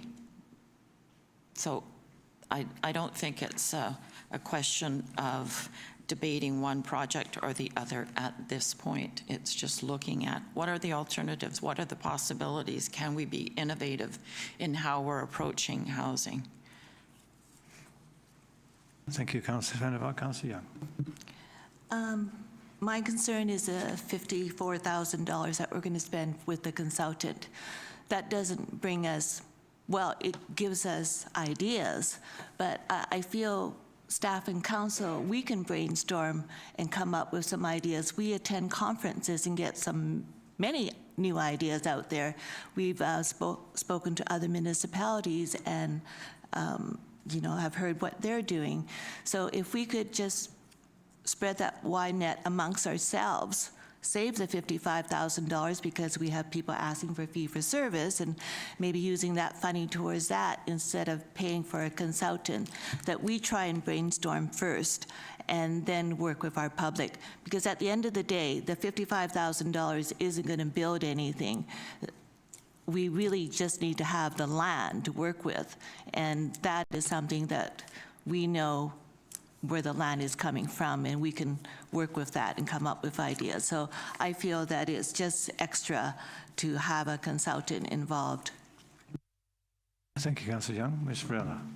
Thank you, Your Worship. Just a general reminder for Council and the public that this actually came out of strategic planning in the last session, and so Council's debated and provided staff to proceed with this directive. So just that reminder. Thank you, Your Worship. And there's some good points made, and perhaps Mr. Sales can comment on that, about doing it ourselves and invite the public input. What are your thoughts on that? Yes, thank you, Mayor Westbrook. The value of the consultant in this case is not in the collection of ideas. That's something that staff and council, we do very well. The value of the consultant is in vetting and testing those to see what's economically viable and what is not. Because as we see amongst the community and at the council table and even among staff, there's often debate about what is actually possible versus what is not. A consultant has that experience. They can do the economic feasibility assessment to see what works and what's not. So absolutely, staff, council, the public could generate ideas, and that is how those groups are going to be engaged through this process. And then the consultant helps us say, these are the most viable. Let's find a clear path forward that builds on these ideas. Thank you. Thank you. Recently, I sent an article about what the former mayor, now the Minister of Housing, Crier Robertson, did. And there's some very good ideas that are tested and are working. I'm not sure how it would work here, but there is already a misunderstanding when I said we would sell people a small section of land. They would own that. So they have a stake, and they can start with. And I know from talking with many people who would love to see their kids out of the house and say we would help them buy one of those plots and get a single wide or a modular home or something that this gentleman proposed. So I think it is something that we need to be serious about. We did talk about that in strategic planning. This wasn't something we pulled out of the air. This was something we thought we should do to help advance these ideas. Further discussion. Councillor Harrison. I just point out too that we don't need to look at multiple ideas and then ground truth them. We have an affordable housing building that just opened that is functioning. It's a nonprofit operating it. 100% of the units are affordable. So for me, I'd rather actually get something built than sit around and have this consultant at $55,000 tell us that here are the funding programs that we couldn't find if we just do a 2-minute Google search. Thank you. Anyone else? Councillor Young. I agree with fellow Councillor Harrison, and I feel that Mayor Westbrook has come up with a great idea, and maybe we can just work on that project and have some build there, and then look at the next step. It just seems a little premature to spend $55,000 when we have just earlier on in this meeting that we are really tight on funds. Thank you. Any other comments? Listening to the debate and thinking about this again, I'm starting to wonder whether we could do this, because we are going through the OCP review on housing, whether we could put this in the mix of the discussions we're having with the public and other groups that are interested in this. Do we really need this consultant, or can we, through our own staff and community involvement, come to the same conclusions? Mr. Sales. Thank you, Mayor Westbrook. There are skill sets that don't exist at the staff level. So something like developing development pro formas, right? Some of the real estate expertise that goes into us doing actual site planning and site review. The expertise being brought on by the consultant isn't available in staff resources. So at this time, it's strongly recommended that a consultant be engaged for this project. Thank you. Thank you, Mr. Sales. Ms. Varela.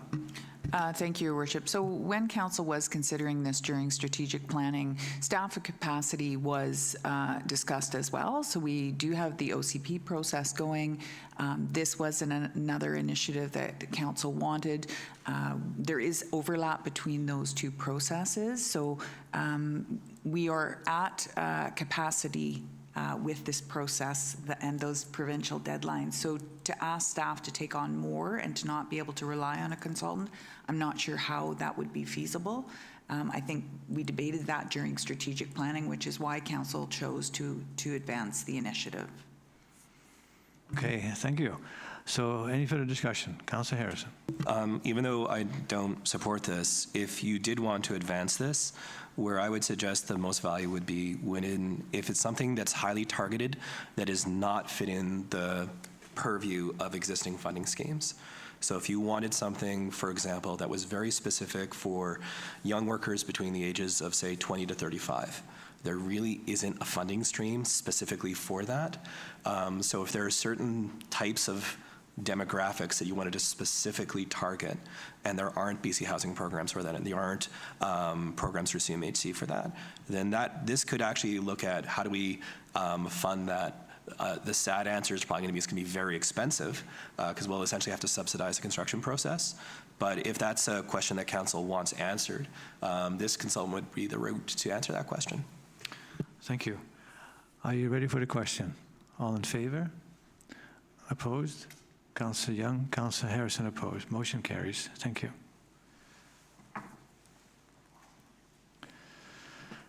Zoning Amendment 324 Chester Road. Mr. Sales. Thank you, Mayor Westbrook. The next item on the agenda is an application for a zoning amendment and development permit for a property at 324 Chester Road. I do have some slides, if you could pull it up. So this property is at the end of Chester Road, adjacent to Beach Creek. This is a site plan showing the overall parcel configuration. Just for context, Chester Road ends here, and it essentially goes in. There's a driveway that goes off here. Currently, there's a single dwelling, which is here. Previously, there was a suite on the property. I don't think it's being actively used as a dwelling unit at the current time. The proposal is to construct a fourplex, which would essentially be massed on this side of the property, and I do have a diagram showing the proposed site plan. So this is a 4-unit building here. The parking is distributed elsewhere in the site. I should note that at the Advisory Planning Commission meeting, the pickleball court was discussed, and the applicant confirmed that the pickleball court is actually not under consideration anymore. So access would still come from Chester Road, and then the 4 units would be on the east side of the property. These are some renderings of the overall form and character of the project. So I'd like to just spend a moment talking about the 2 processes that are currently under consideration. One is the zoning amendment. So currently this parcel permits 4 dwelling units. Of those 4 dwelling units, only 2 are allowed to be strata titled. And this is a parameter that was put in place when the town did the review of bylaw number 900, the zoning bylaw, last year. The intention was to encourage suites and accessory dwelling units. So 2 of the units could be strata titled, they could be sold. The other 2 would be rental units essentially attached to those 2 strata units. That's the zoning amendment under consideration. The second process is the development permit. The development permit provides a review so that council can compare a proposal to the design parameters that were also put in place last year during the zoning bylaw development.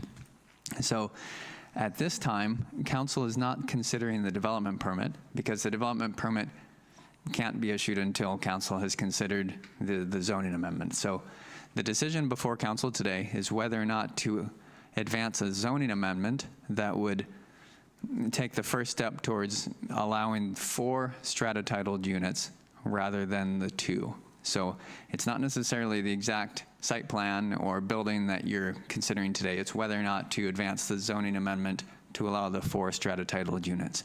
And with that, I'd be pleased to take any questions. Thank you. Thank you. Councillor Skipsey. Thank you. Well, I did go and take a look at this area, and I was actually struck by how small the footprint was, but the R1 zoning was put into place to, with the goal of encouraging duplexes, cottages, and secondary suites in established neighborhoods, which this is, while limiting for unit strata titled projects outside of the village neighborhood. And that zoning was created to help maintain neighborhood character. And for this reason, I wouldn't support rezoning, but would like to move alternative 2, that council denies this zoning amendment application.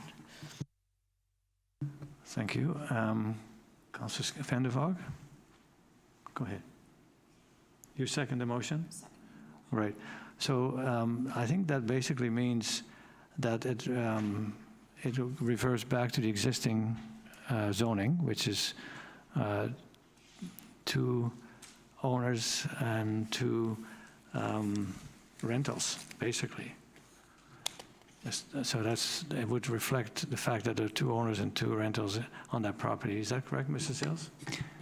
Thank you, Mayor Westbrook. If the zoning amendment process does stop today, if the motion fails, then the R1 zoning would stay in place, so the property would be allowed 2 strata titles if the existing house is demolished and they reconstruct, 2 strata titled ownership units, and then 2 rental suites of some sort.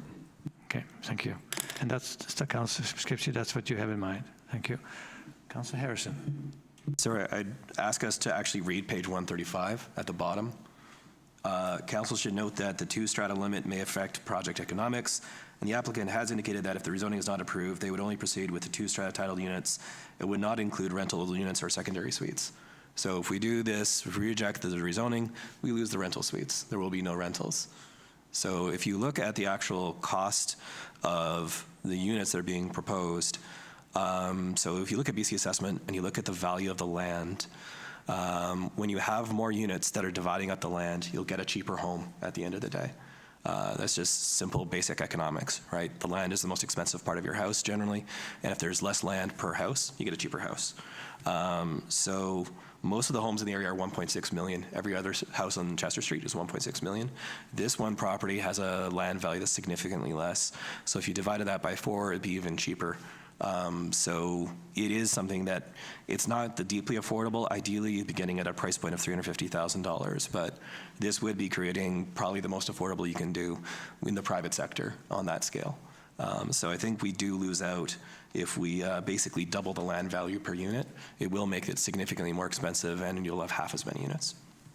Oh, and the last thing too, if we look at our actual number of units we're building right now as a town, we are 1/10 of what we're supposed to be building, I think, right now. Mr. Sales, correct me if I'm wrong, but it's significantly less than what the province has said we're supposed to be doing. And I think we received a letter saying that we have mandatory targets now. Thank you. Through the chatter, Councillor Harrison, we are planning to bring an update on that specific topic in a different context, because there has been some information provided from the province. I don't have the exact development numbers in front of me to confirm or deny the statistics you're saying at this time. Thank you. Thank you. I think it's obvious that Bill 44 allows the owner to have 4 units. Then we are saying, okay, we would like also some rentals. The units will sell for what the market will bear. And I've seen this in the past where if we reduce DCCs, they're not telling the new buyer, okay, we're going to give you a break because we didn't get charged DCCs. They will sell their home, whatever it is, condominium, for what the market will bear. And that's fair. That's just free enterprise. I understand that. So I think what we're saying, yes, you can build 4 units. But similar to what we approved last council meeting on Canyon Crescent, where they were splitting the lot in 2, with 2 garages and units, rental units, and then 2 houses in the front of that. So there are projects working based on this principle, that we can have 4 units on a lot, but 2 are rentals. And it's possible, and that's what we would like to see here, and I support that resolution. Further discussion. Councillor Harrison. Sorry, just to be clear though, if you support the existing alternative, you will not get 4 units, you'll get 2. just to be clear from the staff report. No, what I'm saying is I support the existing zoning, which is 4 units, 2 owners, 2 rentals. Councillor Skipsey, further discussion? Okay, Councillor Harrison. Once again, could staff just bring up page 135, just so the folks can actually read it, because it is in the actual report from staff. There we go. So that's just the line I was reading out, just so folks can see that from the applicant. So it won't be that, sorry. There's underlying market economics, and to your point, and if staff have done their due diligence with the applicant, that's what you're gonna get. I stand by what I said. I agree with the current zoning, and that's why I support the motion. Further discussion? All in favor? Opposed, if any? Councillor Young, by not voting, you're voting in favor? No, You're opposed? Okay, Councillor Young opposed. Thank you. The motion carries. Please proceed, Mr. Sales. Thank you, Mayor Westbrook. The next application under consideration is a zoning amendment and development permit for a property at 201, 207, and 211 First Avenue West. This is a project that has been considered by council a few times in the past, either iterations of this design or previous iterations under different ownership a little bit further back in time. So currently the proposal is a mix of residential and commercial. It's at the corner of Beach Road and First Avenue West. It's currently 3 separate parcels, and the proposal would be to consolidate it and construct a mixed-use development that includes commercial here on the southeast corner, residential on that same level, and then residential units above. Here are some perspective renderings of the proposed development. There are plans in your package, so if you can't see them on the screen, you can refer to them in the package. But essentially, from the lower side, it's a 5-story building, and there are articulations, so that the developer considered comments that were received in a previous committee of the whole meeting, and in response to those comments, significantly reduced the massing in this corner, which would be the northeast corner of the project. So on that corner, it's essentially a parking garage with 3 stories on top of it. There's a roof deck as well. The massing does step up as you get a bit further away from Beach Road. So, and then also in response to some of the comments that have been received in the past, a similar approach to massing is taken on this corner of the building, which is directly at the intersection of Beach and First. And once again, it's about a 2-story massing there, and then it steps up further. So, you know, as you get further from the intersection, you do get up to the full massing. And this cross-section here, I just wanted to bring up to fully explain the interaction between the existing grade on the site and the proposed approach to placing the building there. So as everyone is aware, Beach Road does slope down rather steeply. So the entrance from Beach Road would be about here. So you would come in, and then this lower level is a parkade. So it's fully underground at the First Avenue side, but because of the topography, it essentially daylights as you go down Beach Road, so that when people drive in, they're driving in essentially at ground level. So it's about a 1-story difference there. So this cross-section also shows how the building steps up from the corner, from that kind of 2-3-story massing, and then up to the full 5-story massing on that backside there. So since the last time that council considered this proposal, which was previously council had only considered the design aspects of it, the applicant has provided some additional detail, which is described in your package. The commercial space has reduced from the previous iteration. I think last time there was more like 8,000 square feet of commercial. That's been reduced to 5,000 square feet. But the other changes that the applicant has indicated that this proposal includes an offer that if the town wants to incorporate into the zoning the height as proposed and the density as proposed, they will transfer the commercial space to the town at no cost. So that would be considered essentially the amenity that's being offered as part of the zoning amendment process. So that is one of the considerations today. In the letter from the applicant, they've indicated that the suggested use for this 5,000 square foot commercial space could be some sort of a health and wellness facility like a doctor's offices or some sort of a medical clinic. So details on that, of course, would yet to be developed and discussed in the future, but I did want to bring it forward now because it is a consideration for the zoning amendment process. So there's a few recommendations before council today. The first one, and I'll just provide once again a little bit of background on why this type of a recommendation keeps coming up when applications are introduced. So as a part of the province's changes in the last few years, one of the changes is that if a development is proposing a residential use, predominantly residential use, and that development proposal is consistent with the official community plan, then municipalities are not permitted to have a public hearing with regard to that. And the process that they've essentially identified through the legislation is that the first step is that a municipality needs to decide whether it's consistent with the official community plan, because essentially that dictates the rest of the process.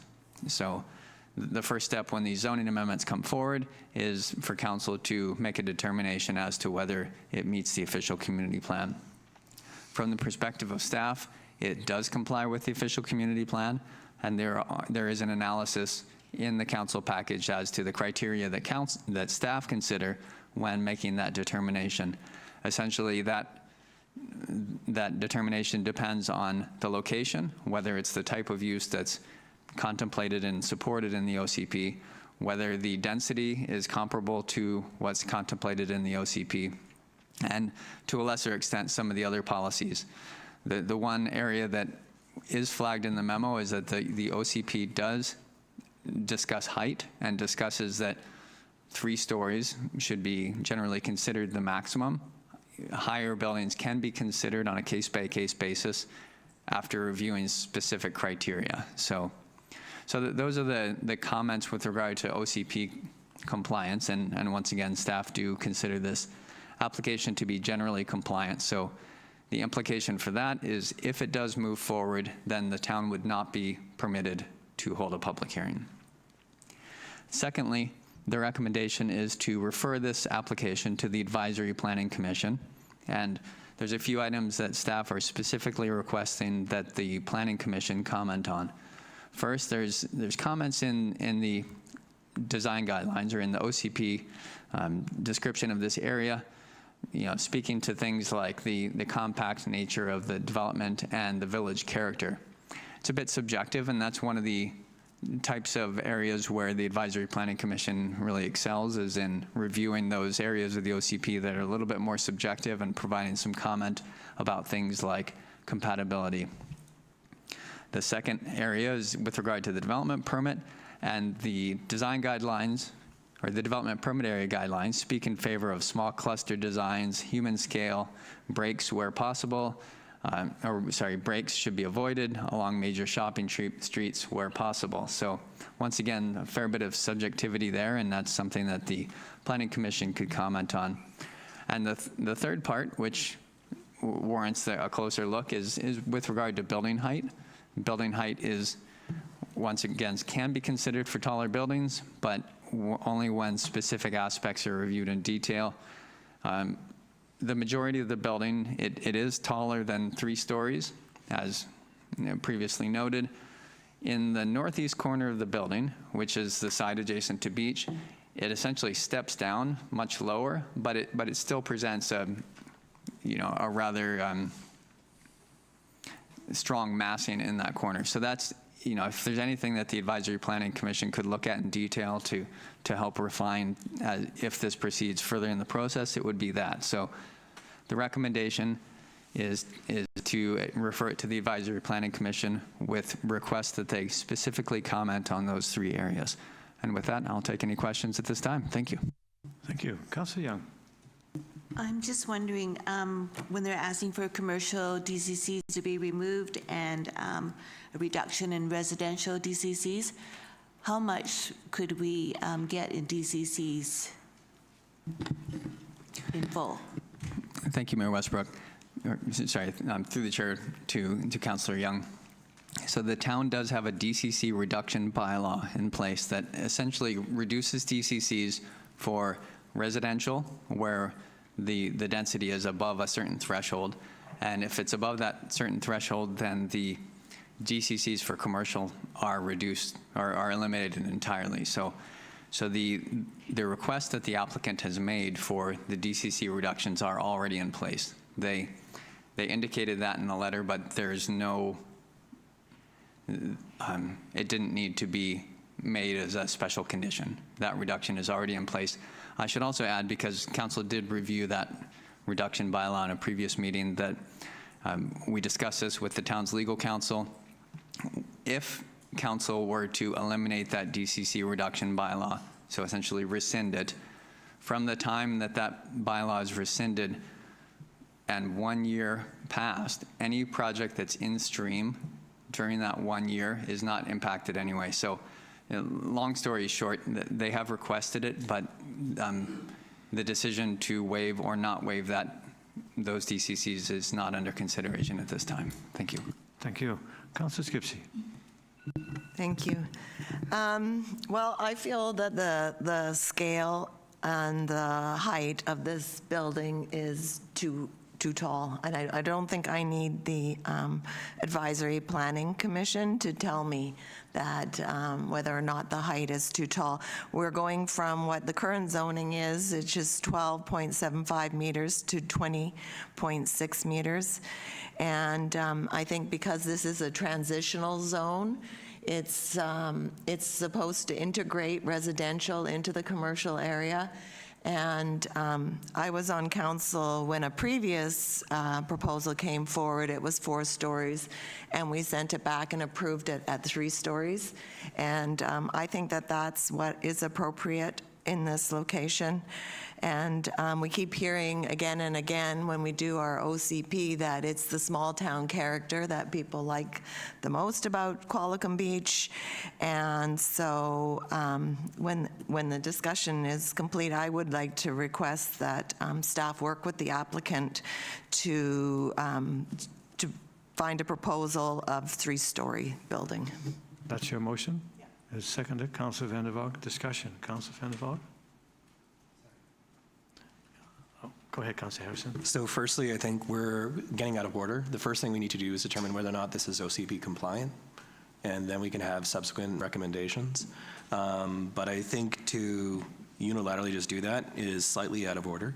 Beyond that, too, I also strongly disagree with that, because I think that— Councillor Harrison, can I ask, is it out of order for Councillor Skipsey to make the motions he did?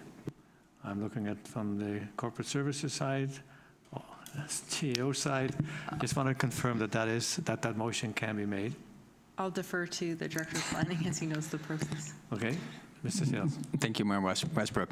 I think if the discussion and the comment that Councillor Skipsey was making is relevant to OCP compliance, which I think that's really essentially up to Council, then it is relevant to discuss those points. But my question is, Councillor Harrison suggested that this motion is out of order. Is it out of order from your knowledge? Okay, so I don't think so. And the reason I say that is that if the determination of the OCP compliance is not relevant if Council is denying the zoning amendment application or sending it back.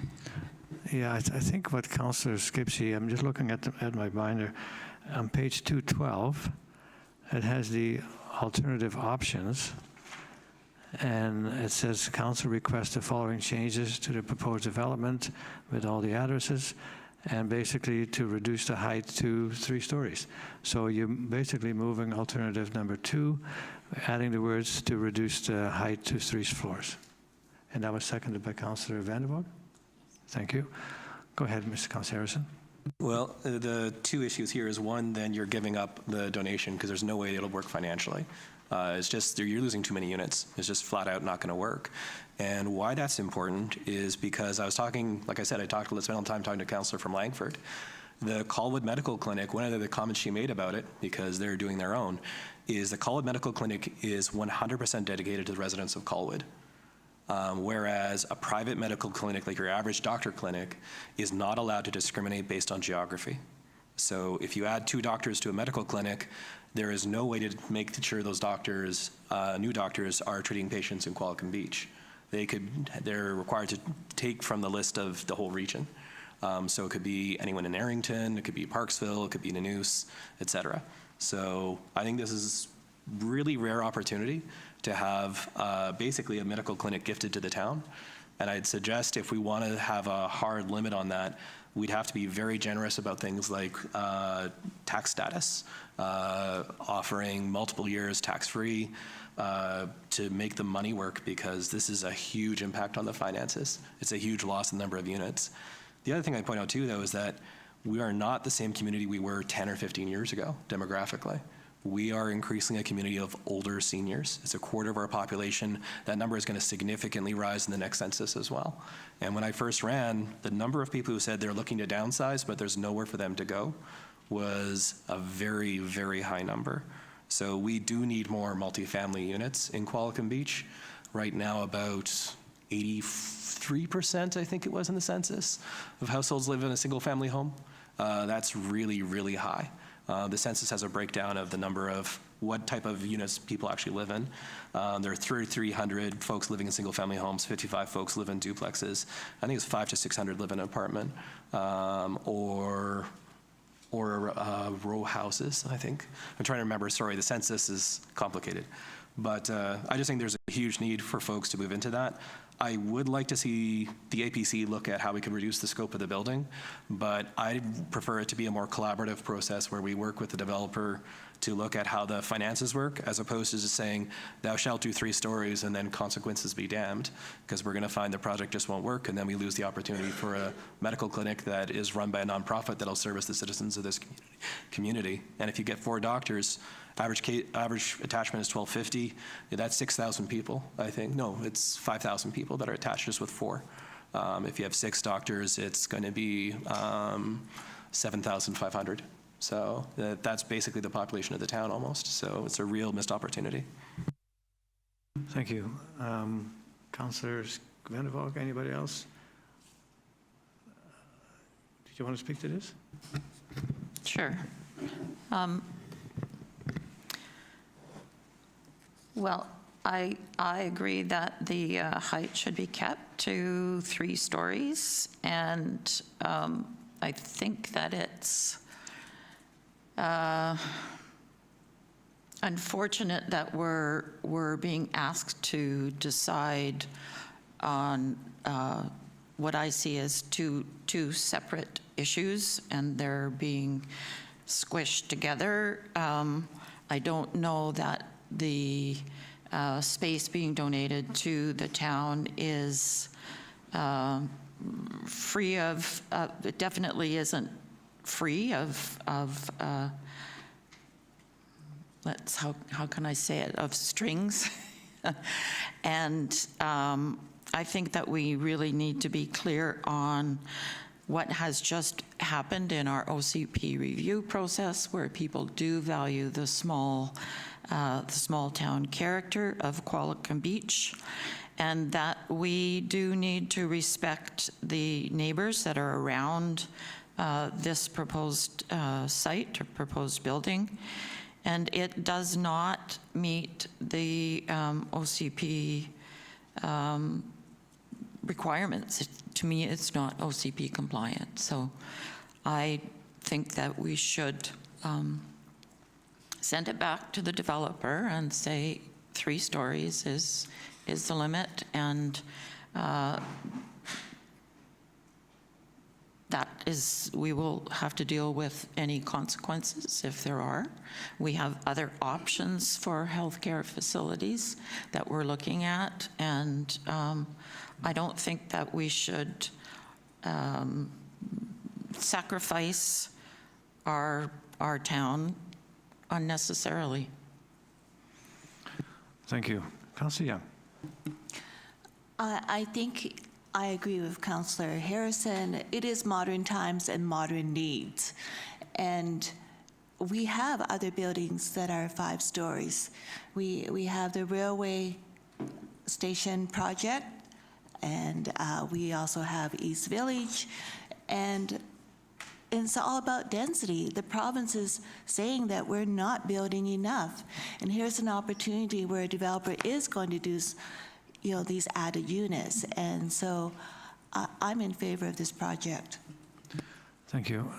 I don't think the motion says we don't want these units. I agree. People would like to move into smaller units, so there's no question about that. And we're not saying you can't build that. We want this. And as Councillor Skipsey said, the previous owner, I think it was Mr. Woolsey, he brought up several iterations for developments, and finally we approved one that I thought was very attractive, would create that transition from commercial to residential, and that was approved, and then the property sold, and we have this proposal. So I think there is room to work with, and I support the alternative number 2 with an emphasis on reducing the height, and we'll call a question on that. But I don't think it's fair to say that we don't want development or that we don't want more type of units that are being proposed.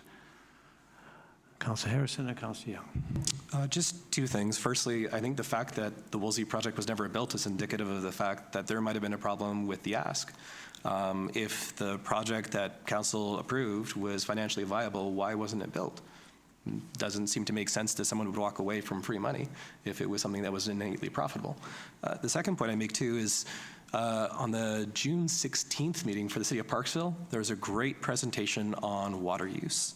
I strongly recommend everyone watch it regardless of this development. They're doing basically a regional water study. It is absolutely fascinating. But one of the slides in the PowerPoint, which I found the most fascinating, was water consumption by different housing typologies. And it looked at a 1/5 of an acre, an apartment, a 1 acre single family home.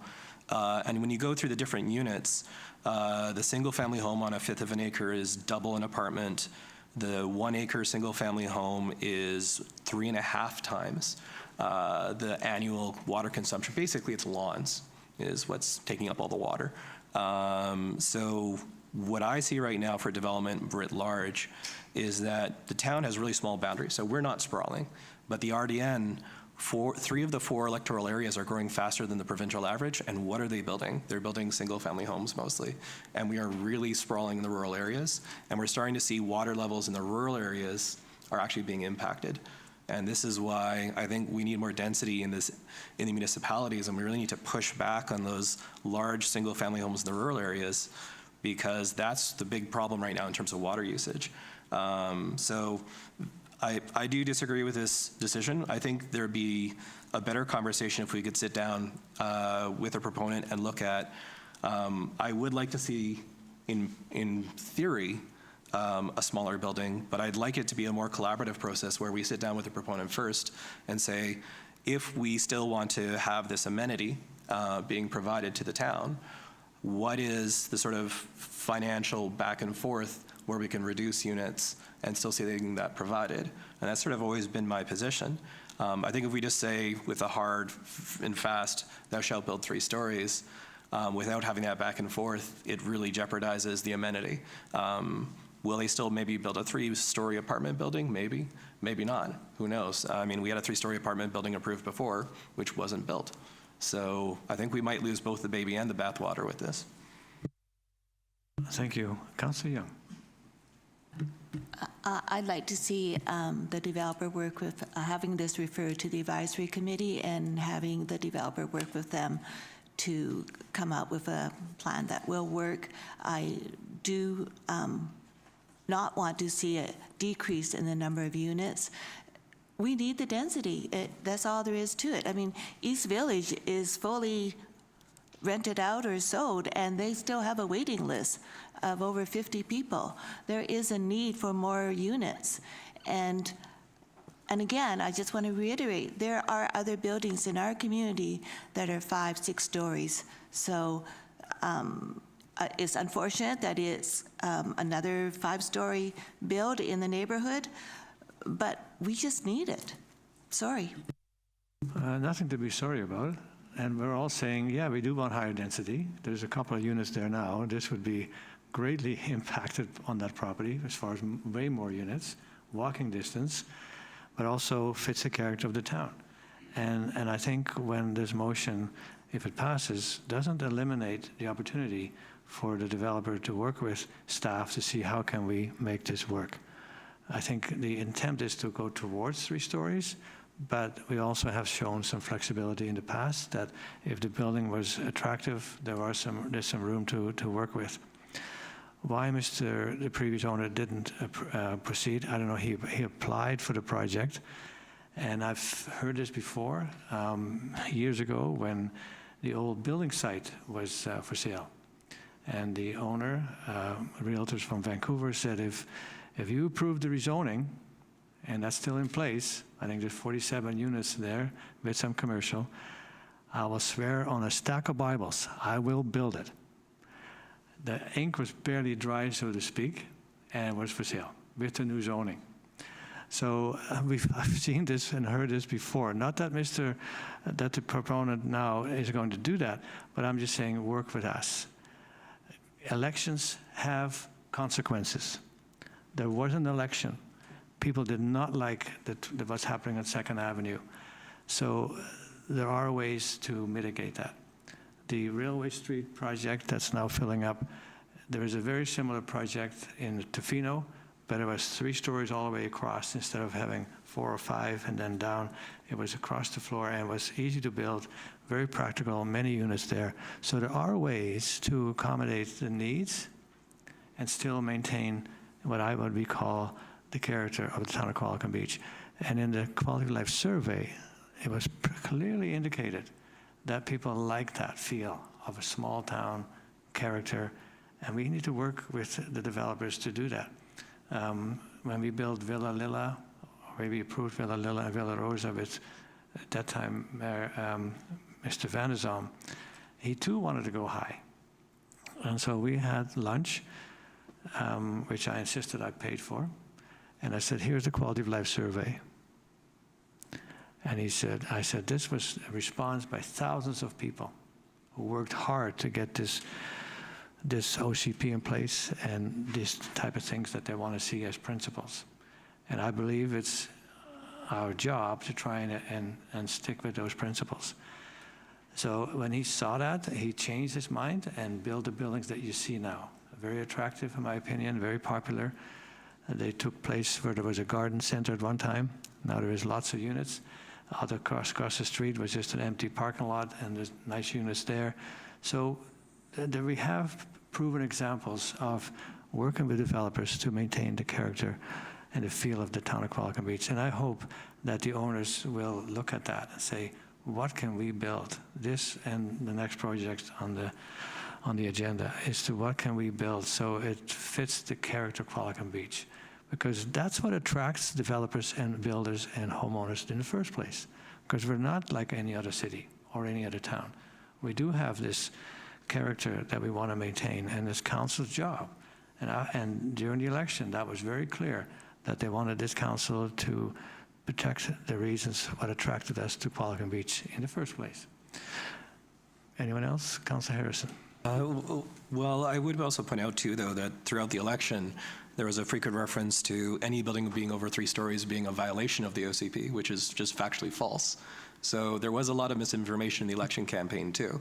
So I'd caution that. That was a very frequent refrain, which, quite frankly, as we see from the staff report, is not accurate. Should be 3 stories, but you can go over if you consider A, B, C, D, E, F, G. So the other point, too, for me is that I would like to see the building with slightly less mass.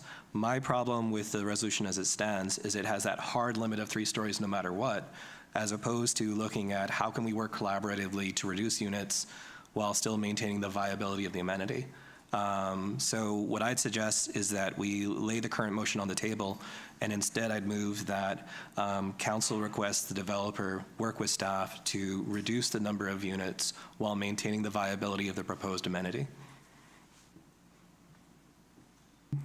Is there a seconder for that? Councillor Young. discussion. Councillor Harrison. The reason I'm doing this is that I think in order for this project to move forward, they do have to reduce the scope of the building, but I'd rather that we don't have an approach which predetermines how that works and instead have a more collaborative approach where we're trying to work with the proponent to see what are the series of incentives we could offer as a town that don't make us lose the potential amenity, because I think it's something that would be very valuable for the town in the long run. Just procedurally, you made a motion to lay the current motion, which was Councillor Skipsey's motion, on the table. We need to vote on that, I believe, procedurally. So let's vote on whether we want to lay it on the table, and then we can have the discussion on an alternative. So the motion to lay on the table, the motion that was presented by Councillor Skipsey, seconded by Councillor Vander. That's the motion. All in favor? Motion fails, sorry.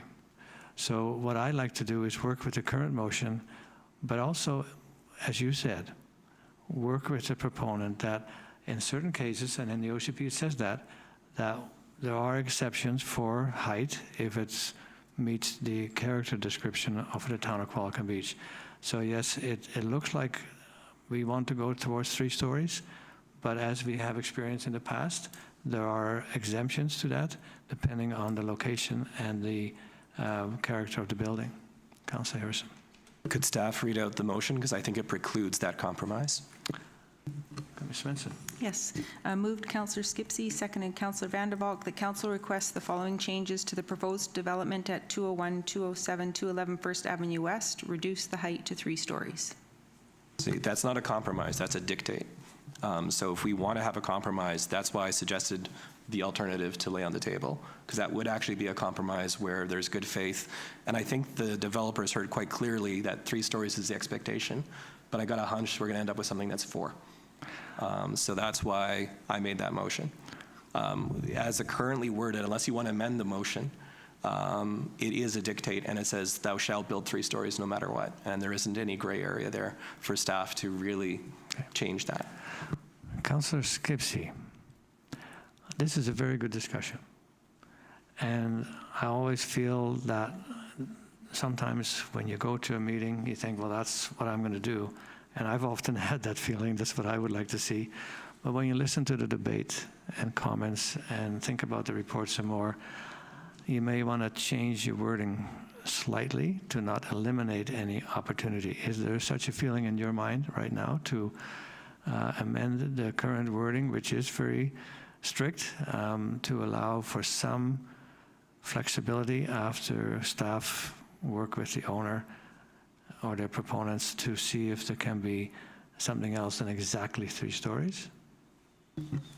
Well, yeah, maybe there is a compromise. I mean, one of the factors to consider is topography. And, you know, developers always want to put it on the highest spot because they want the view, right? And I understand the reasoning behind that, but that's also the most obtrusive to the neighborhood because it's the tallest and it kind of looms over the rest of the neighbors. So, you know, and I've seen cases where a 4th story has been incorporated into the roof line, and it's been done attractively, and it doesn't necessarily look like 4 stories. It looks like 3 stories. So, you know, maybe there are some compromises, but I would have a hard time. Just it's the elevation looking north from below that it's just a wall of apartments that I can't approve that. So I don't know how we would soften that, but I think that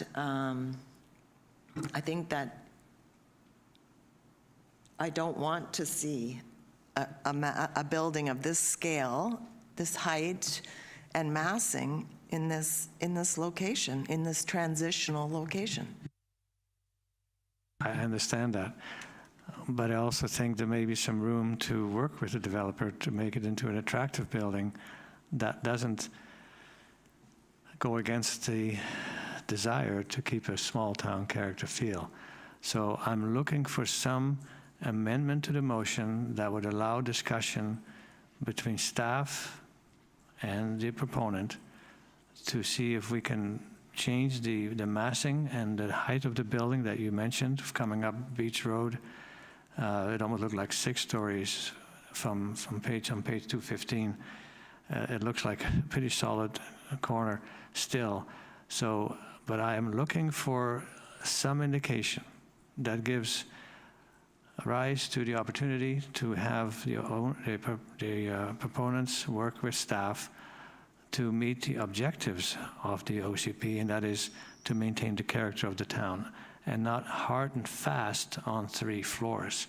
So I would like to amend the motion to some degree. Mr. Sales, what do you need for us to give you some indication that we're willing to look at alternatives, options, negotiations to make this project work? Thank you, Mayor Westbrook. To help clarify the intention of council, I have a question that if you could clarify, that would be great. 3 stories means different things depending on which side of the building and which elevation you're looking at. Would I be correct in assuming that you're essentially talking about removing 1 floor from the building? And the reason I ask that is there are portions of the building that are currently 3 stories. There are portions that are 4. There are portions that are 5. So when we say 1 number, I'm not sure whether that applies to every elevation, or are you just saying take off 1 floor from the building? And then if I have clarity on that, then I can help craft potentially a direction forward. Thank you. Well, that is the enigma, is that we like to see an attractive building that works for the proponent and also works for the town to maintain its character. So I think the direction in this motion is very clear, but I'm also looking for some flexibility. Councillor Vander. Yeah, I'm just concerned because if we are looking at the reality of the building, there are 3 stories, if it's 3 stories at the front, for example, and then it's stepped back.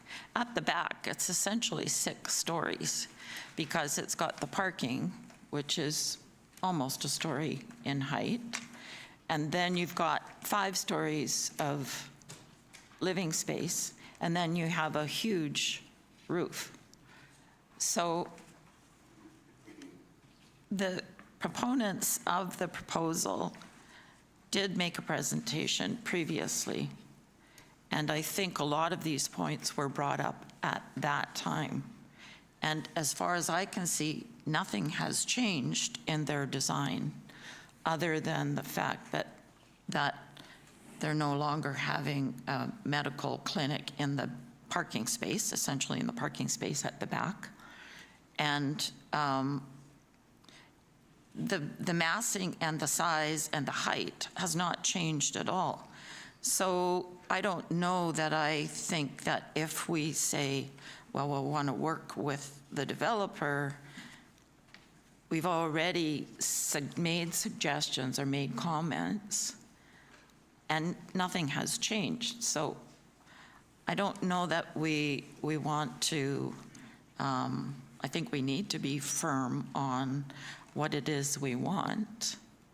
And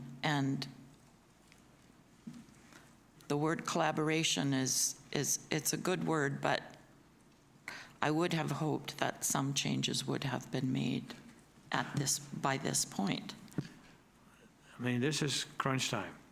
Now is it coming to an official council meeting where we have to make a decision. And yes, there were discussions, there was a PowerPoint presentation at a committee of the whole meeting, but this is now where the rubber meets the road, so to speak, and we have to make a decision. I am personally not entirely comfortable saying strictly 3 stories. I know there's got to be some maneuverability there because of the topography. And I think the owner and the proponent sitting here know how serious we are about maintaining the character of the town of Qualicum Beach. So if they want this project to proceed in any form, they're going to have to take notice that this is not like the previous council. This is the council that got elected, partly because people didn't want 5, 6 stories. So we need to honor that and respect that. And I think that's what we're asking staff and the proponent to do. Respect the fact that we had an election and people said we don't want these 5, 6-story buildings. We want people to come up with proposals that are compliant, apply to the what people call the character of the town of Qualicum Beach. So, Mr. Sales, the motion is very clear. But I would encourage you, and I'm going to change the wording by saying to reduce it to 3 stories with perhaps some flexibility that still maintains the character of the town of Qualicum Beach as we know it. So that's my amendment. If I have a seconder for that. Councillor Skipsey seconding that. Discussion. All in favor on the amendment? Motion carried on the amendment. Motion as amended. All in favor? Opposed, if any, carried. Thank you. What the heck is that? Okay.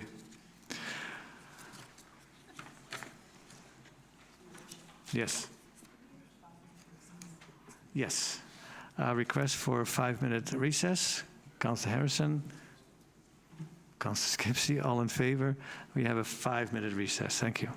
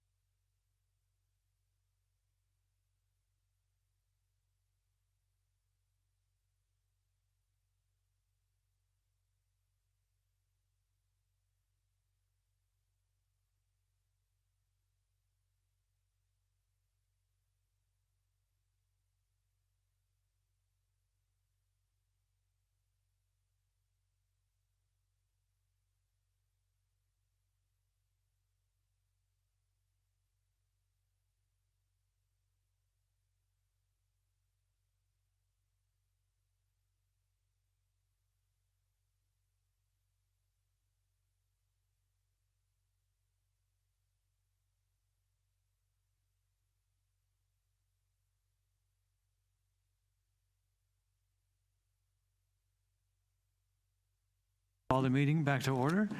Mr. Sales, you're still on. Development for Memorial Avenue. Thank you, Mayor Westbrook. The next item on the agenda today is a development permit application for a property at 532 Memorial Avenue.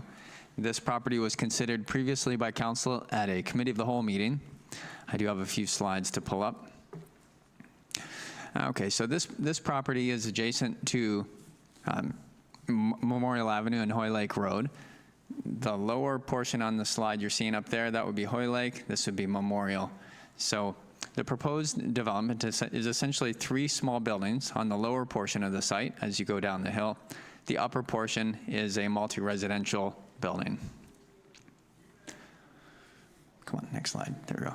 Here's some perspective renderings of the proposed upper building here, and then the 3 smaller buildings here, which step up the hill as you get higher on the site.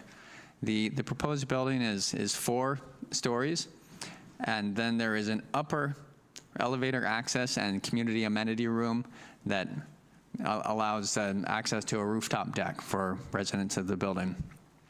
That upper floor access area is significantly recessed from the frontage of the building. So from Hoylake Road, it wouldn't essentially be visible. You would be able to see it from Memorial Avenue looking up just as it is in this perspective rendering.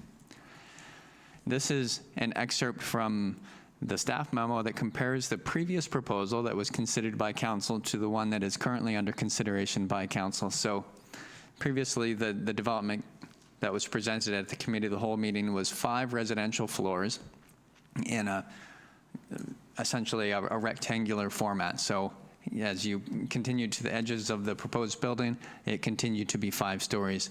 The developer, after considering council's comments about the total number of units and the massing of the building, reduced it so that it's 2 stories on the east and west side, and then does step up to 4, with the 5th floor being a community amenity or access. The recommendation at this time is that this development variance permit and development permit be referred to the Advisory Planning Commission. And there's a few items that we would like the APC to comment on specifically, and that is this policy number 1 in the development permit area C6 guidelines that favor smaller village scale components over larger massive building components. They have articulated the building and stepped it back in various places. Does that meet the criteria? That's the one, that's why it's being referred. The next item would be the design and location of the rooftop amenity space. When you look at the plans from an elevation perspective, it looks, very clearly looks like a 5th floor. However, it is only limited to a portion, and it's significantly stepped back from the edges. So what would be interesting to have the Advisory Planning Commission comment on is the merits or drawbacks of including that amenity space on the top, recognizing that it's stepped back. So there's some trade-offs there. And then the last is building height. The application before council, there's 2 parts to it. Development variance permit, which allows an increase in maximum height, and then the other is the development permit, which is consideration of the proposal in relation to the design guidelines. And because there is a variance requested, we would like the Advisory Planning Commission to comment on the overall building height and massing and the suitability and the location proposed. Those are the recommendations. I'd be pleased to take any questions. Thank you. Councillor Vander. Thank you. Sorry, I got a little fly buzzing around here. I would like to make some comments. First of all, I would like to commend the applicant on making changes which I believe have improved the proposal. This is a very important and prominent site for our beautiful town, and we need to work together to find a design solution satisfactory to the town, to residents, particularly the immediate neighbors, and to the developer. We all want an innovative and well-designed project with a win-win-win outcome. We are getting closer, but we are not there yet. Council has received many letters with concerns from residents that I think need to be addressed. The first is the height of the building on Hoylake Road East. 4 stories plus a rooftop amenity space on the 5th floor imposes on the streetscape and on the neighbors. 2, the proximity to Hoylake Road East, with its relatively narrow setback, again, has the building imposing onto the street. 3, the big, beautiful arbutus tree, an endangered species on Hoylake Road East, is a significant tree and should be preserved. 4, the intersection at Memorial Avenue and Hoylake Road East is already a very dangerous intersection. It will become even more so with the increased traffic volumes, primarily from residents and hotel guests of the property. 5, the location of the parking access onto the site is very close to the neighbor to the east of the site, immediately to the east of the site. This home is situated considerably lower than the ramp and the proposed building. The ramp is also very steep. 6, the parking structure wall on the north side is very high. If we look at section CC on page 254, it looks to be higher than the 2nd floor of the hotel accommodation buildings below. The wall is also quite prominent along Memorial Avenue. And lastly, 117 stalls of parking is more than ample. This space could be better used. So in terms of looking at these points that have been raised, I would move that council refer the application back to the developer to address the following. 1, the height of the building not to exceed 3 stories, plus the elevator and the small roof deck amenity space on the floor above. And 2, a traffic study be conducted to look at the safety of the intersection at Hoylake Road East and Memorial Avenue, and to explore alternative access onto the site from mid-block on Memorial Avenue. And that's seconded by Councillor Skipsey. Councillor Skipsey, you wish to speak to that? I will say that I think there have been a lot of improvements to the plan. I did have a question. The height is 21.06 meters. Is that to the height of the elevator, that little room on the top? Just curious. Mr. Seals? Yes, thank you. Through the chair to Councillor Skipsey. That would be to the tallest point on the building, as measured from average grade at the 4 corners of the building. Okay. Thank you. I do have concerns with that underground parking as well, that wall that's going up Memorial Avenue. It seems to be what you notice the most. It's kind of at eye level. And I am concerned, and I brought it up at the Committee of the Whole about the traffic situation, because that intersection at Memorial and Hoylake is, you kind of cross quickly, and it can be almost a blind corner. So I am concerned with increased traffic volume at that intersection, that we do need to maybe rethink that. Okay. I have a question based on what Councillor Vander Valk read out, and that was a lot of material.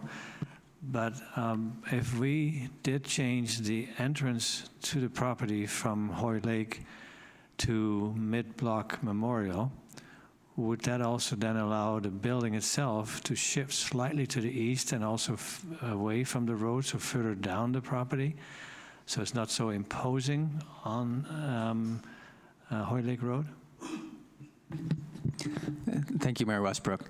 So when it comes to specific site design and traffic analysis, the best approach would be to refer those issues to them and have them bring their expertise back. Like there's traffic engineers that would look at the intersection safety.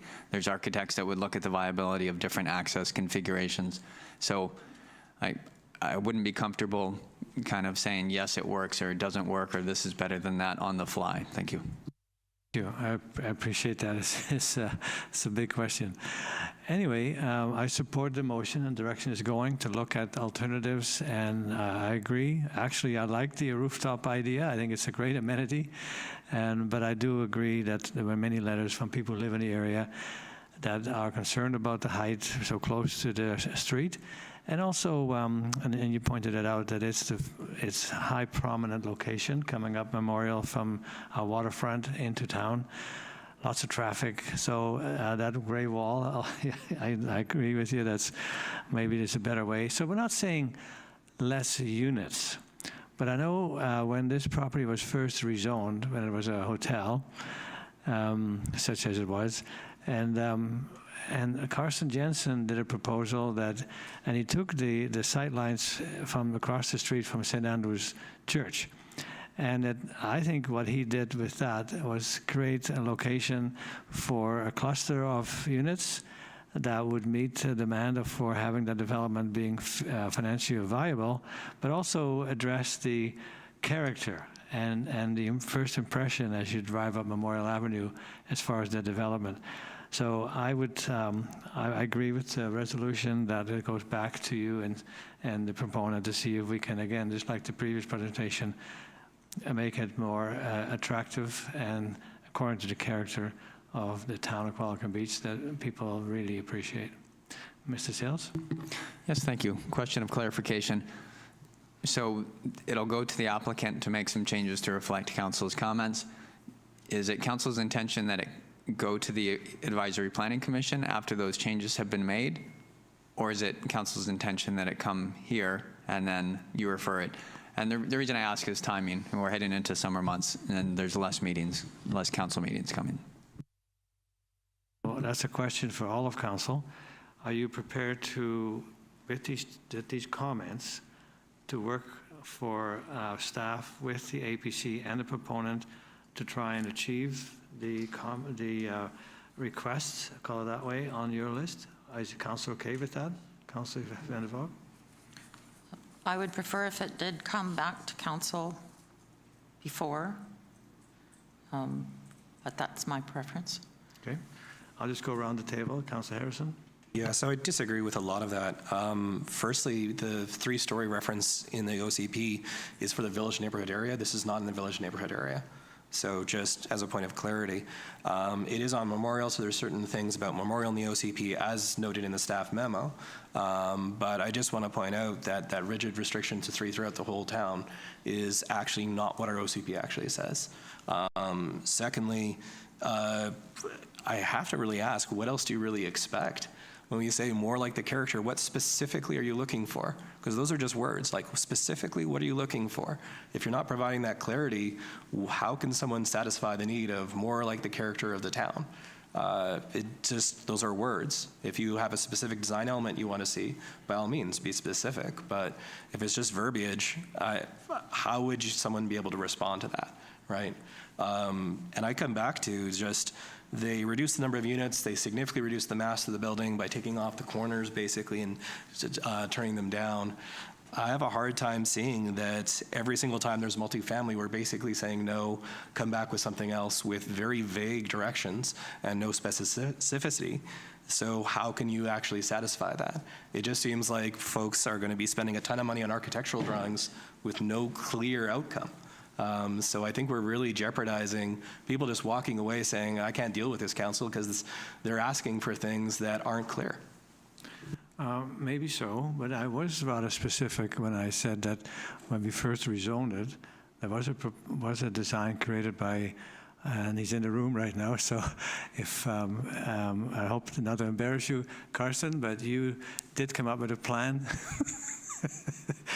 And that was very specific, and it looked very attractive, and it met all the criteria about height and attractiveness to the character of Qualicum Beach. So don't say I wasn't specific. That is as specific as anybody can get. So I agree that the developer has made significant improvements to the building, and I'm not saying they have to build it the way Mr. Jensen had laid out, but I think there are ways to make this better.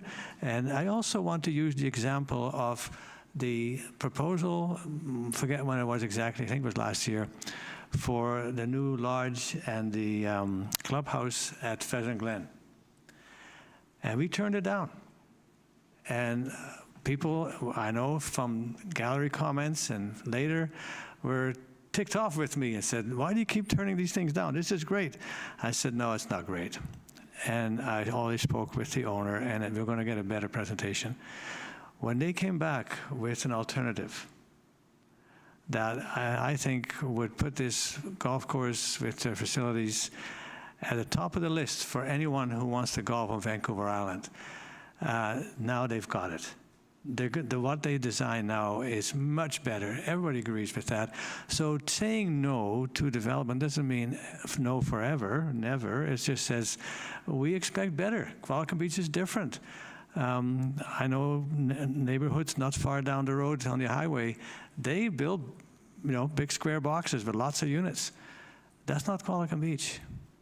And if that upsets people, that's, I've ran on that for almost 30 years, that the town's character is what attracted us here in the first place. And I know it's not always clear what that means, but I think we've achieved it over the years most of the time. And so I'm challenging, and I agree with the requests from Mr. Sales that with the list that you have in mind, to work with the developer and then take it to the APC. It does streamline things a little bit, but I think they all heard our comments. And because we don't meet in August, I think it's reasonable to say, work with the proponent. You've got the list of requests. Look at that and see what you come up with. And I think we will see a better product in the end. Councillor Skipsey, Councillor Harrison. Thank you. I just wanted to make a comment about the 3 stories. It's not necessarily 3 stories, but the proposed building height is over 21 meters. And the maximum permitted currently in this zoning is 7.5. Well, 7.5 is probably not realistic because the residential areas around are 11 meters, but that's still a significant difference. That's still a significant ask. And it may not be the 3 stories or whatever, but I think that the height is a concern for the neighborhood. You, Councillor Harrison. Well, I'm glad you brought up the example of Pheasant Glen, because what we requested them specifically was the firewall. They had a giant wooden firewall right in the middle of the building, which was not very attractive. And we specifically mentioned that, and they removed it, and that was the key design element, which improved things. I'm not saying that there is no way to improve the building. I'm just saying if we're going to be asking for an improvement, let's be specific about what we're asking for, not just use vague verbiage and hope it'll pan out, because it's really hard to invest tens of thousands of dollars of money from someone when there's an uncertain outcome. Let's give them a goal they can meet. And if they meet that goal, great. And if they don't, then there's clarity as to why they didn't meet the goal, not just vague words that sound nice, but well, you keep saying vague words, but I think we were very specific about that gray wall all along Memorial Avenue. There's a wall example again. There are maybe better use for that space, so we are being quite specific. My question is, based on what Director Steele asked, is whether we can take that list of requests, ideas, through the APC with developers' input on going directly to an APC meeting rather than coming back here and then back to the APC and so on. So it's streamlining it a bit, and that was my question to all of council, because it's not up to me, it's up to council. And I was going to ask each one, are you comfortable with sending that list of requests, suggestions, ideas through our staff, to the developer, and come back with the APC, and then come back to council. So that's the question right now that was asked, and I'm asking respectfully each councillor, whether you think that's agreeable. Councillor Young. I just want to ask, on the previous proposal to build, how many units was that going to be? No, the one that you mentioned with Karsten Jensen? I'm looking at, I can't remember, but it looked very good, and the owners bought it because it got the rezoning and it got the development all based on that. So, but I don't remember the units. I remember it looked really good, and you know, sometimes memories slip away a little bit on how many units there were, but it was a huge improvement to what the Sunset Inn looked like with all the blue tarps that were there. People who remember who were there at the time, we were very excited to see a change of the use of that property and how it was proposally being done. So I'm not hard and fast on what that building and the amenities and all that should look like. But I think with the list that Councillor Vander provided, I think our staff and the owner, the proponents, and the APC can look at that and come back with what I would think will be a better proposal. And I would like to entrust staff that, and everybody can hear our comments, there's no secret here, that we could do that we send it to the APC with these changes, work with the developer, come back after they had a look at it. So that's my question. That's what I've asked for. Did I make that a motion?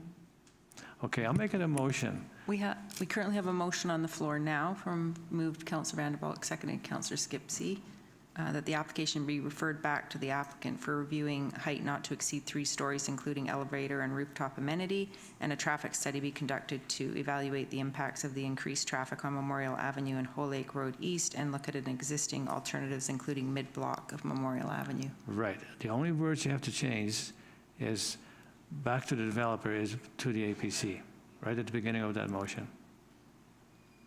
It's Councillor Vanderbilt motion. No, I'm making an amendment. Oh, so okay. I'm making an amendment that changes the wording from going to the APC or going to the back to the developer, but going to the APC. Okay, I need a seconder for my wording for the amendment. Councillor Harrison, discussion on that. Councillors, well, because Councillor Vanderbilt was your motion, I'll let you speak first. Well, as I mentioned before, I think that this has to be a collaborative effort, and I don't know that just directly sending it to the APC. I think it has to be the developer and staff can look at the suggestions and what the problems are, and what I'm suggesting would help to alleviate a lot of the problems. I think that we can't just say we're going to send it directly to the APC. I think the developer has to be involved with staff, and then it could go to the APC directly, but not directly from here to the APC. I don't agree with that. No, and maybe my motion isn't clear, because I expect that staff will work with the developer, look at these lists of ideas, and then go to the APC. Would I have to articulate that better for you to understand that, Mrs. Hills? Thank you. So based on the discussion at council, my understanding is that the applicant would make some revisions based on those comments, and then it would go to the Advisory Planning Commission. Ms. Fenson, do you mind reading just the first part of the motion as it's currently on the floor? The main motion is that the application be referred back to the applicant to review, and then it lists the 2 items. If I could request just a subtle clarification, it could say that the application be referred to the Advisory Planning Commission subject to, and then those changes would follow that. I like that. We just have to put it in wording so it's clear for everybody, and I'll let you and Ms. Svensson work out the details so it's clear. But the fact is that it would go through the developer asking for these changes that are being suggested, and then it goes to the APC. Can we word it that way? Yes, the easiest might be if Councillor Vander Valk agrees to just amend her motion to read that the application be referred to the Advisory Planning Commission subject to the applicant reviewing height not to exceed 3 stories, including elevator and rooftop amenity, and a traffic study be conducted to evaluate the impacts of the increased traffic on Memorial Avenue and Hoyle Lake Road East, and to look at existing alternatives, including mid-block access of Memorial Avenue. No, Ms. Svensson, I'm making an amendment. Councillor Vander Valk has indicated she doesn't want it to go that way. Okay. But I do, so I made an amendment that it goes after talking with the developer, then it goes to the APC. Okay, so your amendment would be that the application be referred to the APC subject to the applicant reviewing the Yes, 2 items. Exactly. Thank you. Thank you. And that was seconded by Councillor Harrison. Yes. Councillor Vander Valk. So there's a couple of points actually in the motion that was read that are different than what I had initially. So if we could look at those and then talk about what you're wanting to change it to. So the height of the building not to exceed 3 stories plus the elevator and the small roof deck amenity space on the floor above. So that would be a separate floor. I think the way that it was read, it sounded like those things would be included in the 3rd floor. And a traffic study be conducted to look at the safety of the intersection of Hoyle Lake Road East and Memorial Avenue, and to explore alternative access onto the site. The wording is a little bit different from mid-block on Memorial. And then I'm not quite sure you've got it sent to the APC on the provision that the developer review these points that I've made, not just those 2, but hopefully all of the points that were made.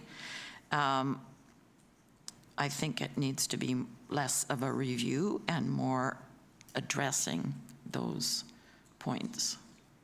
Okay, so does the wording of the motion include all the points Ms. Councillor Vander Valk raised?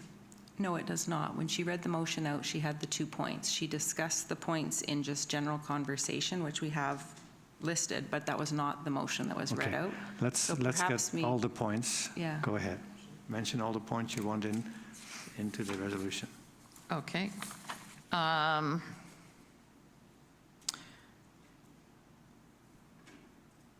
Well, first is the height of the building on Hoyle Lake Road East, 4 stories plus a rooftop amenity space on the 5th floor imposes on the streetscape and on the neighbors.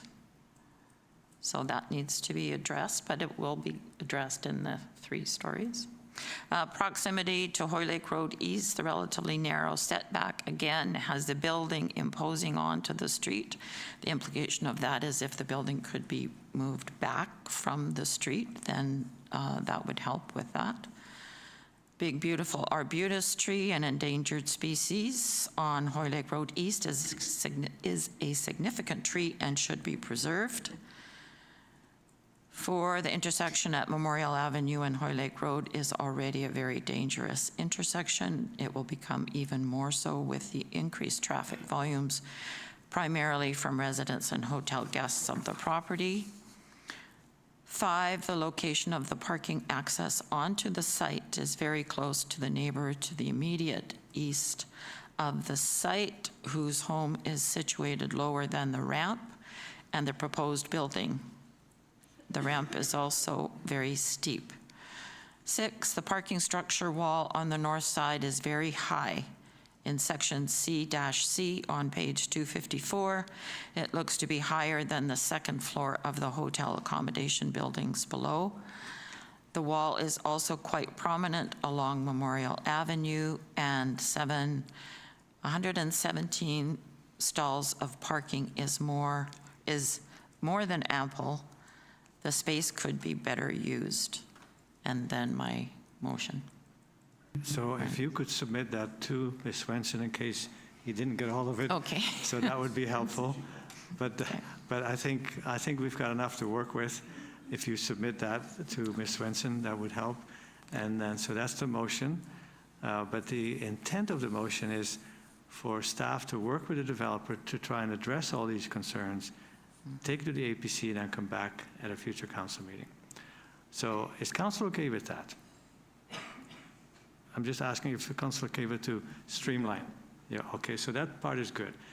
Anything else? Councillor Harrison.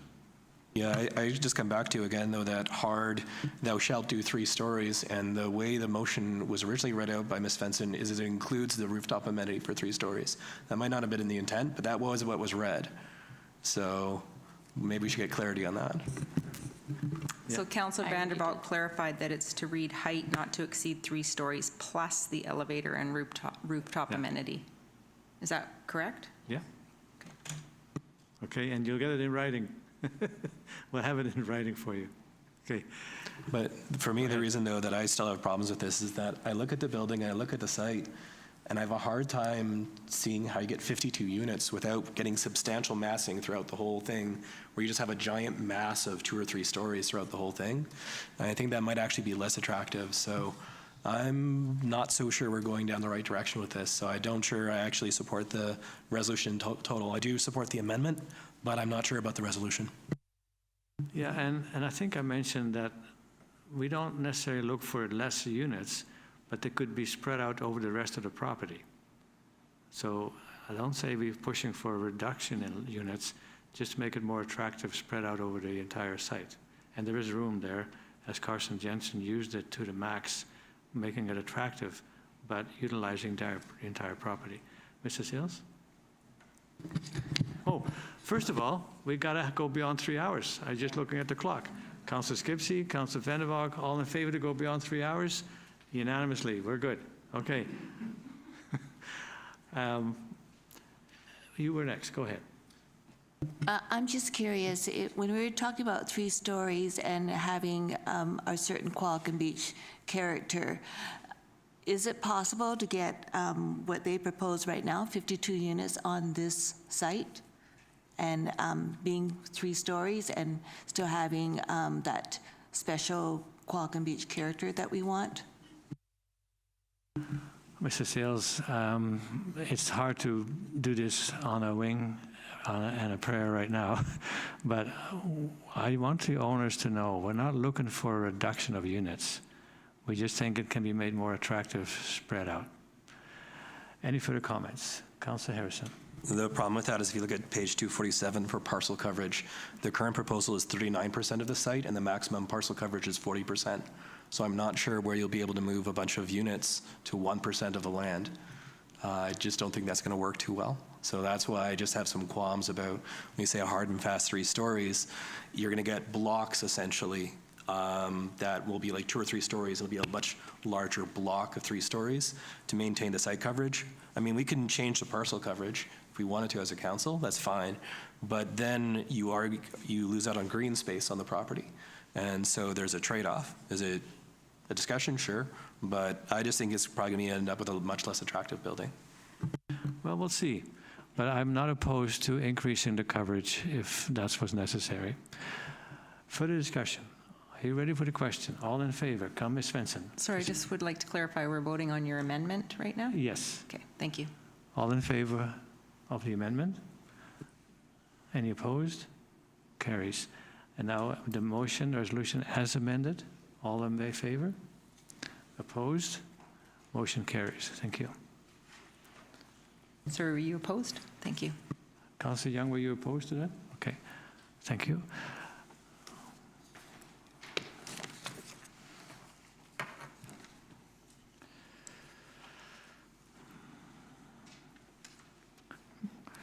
Mr. Watson, you've been waiting patiently. It's your turn. Capital projects.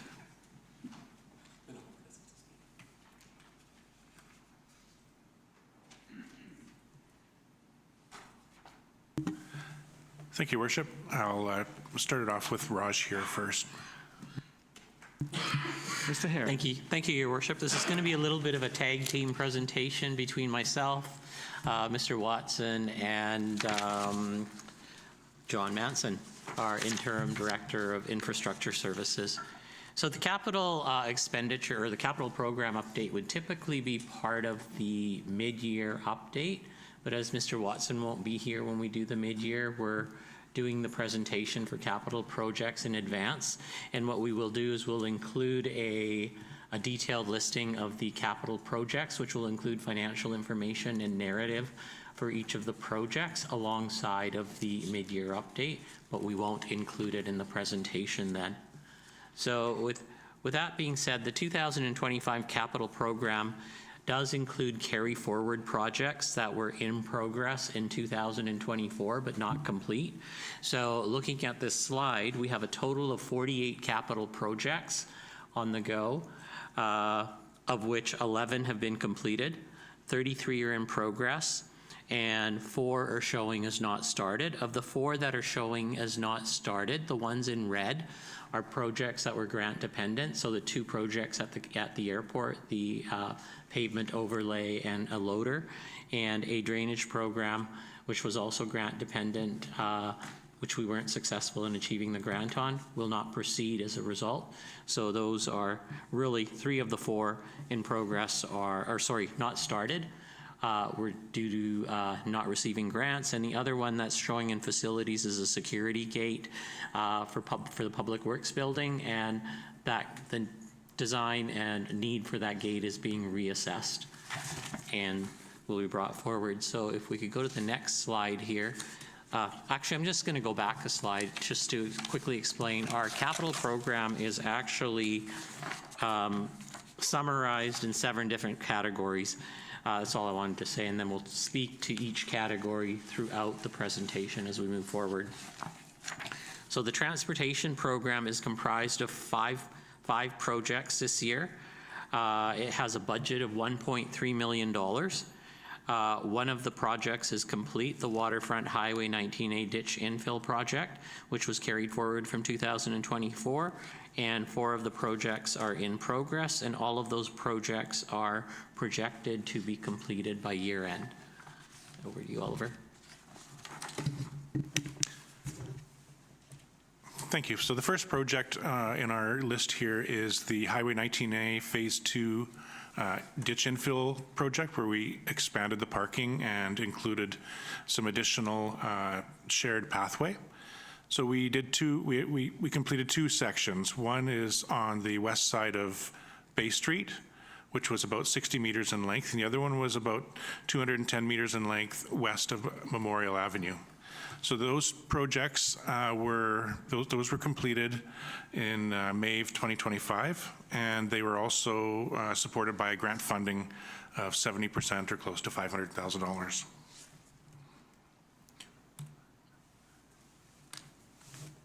The next projects are the paving projects for 2025. The one on the left there, you may recognize the East Village project that is nearing completion, if not complete now, and the laneway, which is in tough shape before they constructed and installed a crane on that site for the last maybe 18 months. So what we did there is we originally there was storm system going down that laneway that discharged into what is now the parkade. So we have connected that to the rest of the storm system, and we ended up sharing the cost with the developer on that project. So we split it 50-50, and it ended up costing us about $55,000 to put in that curb and gutter and storm system and repave. So we're pretty happy with that. On the right, it will be a fall project. That'll be a repaving of Beach Road between Fern Road and 2nd Avenue West. So that will include, we're looking at adding some additional storm system on that roadway to improve some of the drainage. We're also looking to add some additional curb and gutter where there's a piece that's missing. And at this point, it looks like we will pulverize that road, reshape it, and pave it. It should give it quite a bit more life. The next project, it's actually on the agenda after this for contract award, is an intersection improvement at the intersection of Primrose and Fern Road.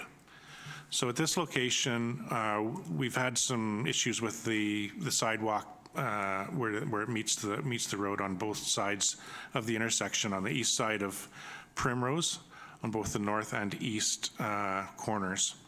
So the proposal will be to, on the north side, for those that aren't familiar with that particular corner, there's a really deep catch basin at that corner that is quite a step off the curb into that catch basin. So we're going to relocate that catch basin out of the crosswalk and put it out of the way. And then we will reshape the corner of that curbing to make it more user-friendly for pedestrians and wheelchair access onto the sidewalk from the crosswalk. And on the corner closest to us where the stop sign is, we're going to install a node similar to what we would find over on 2nd Avenue.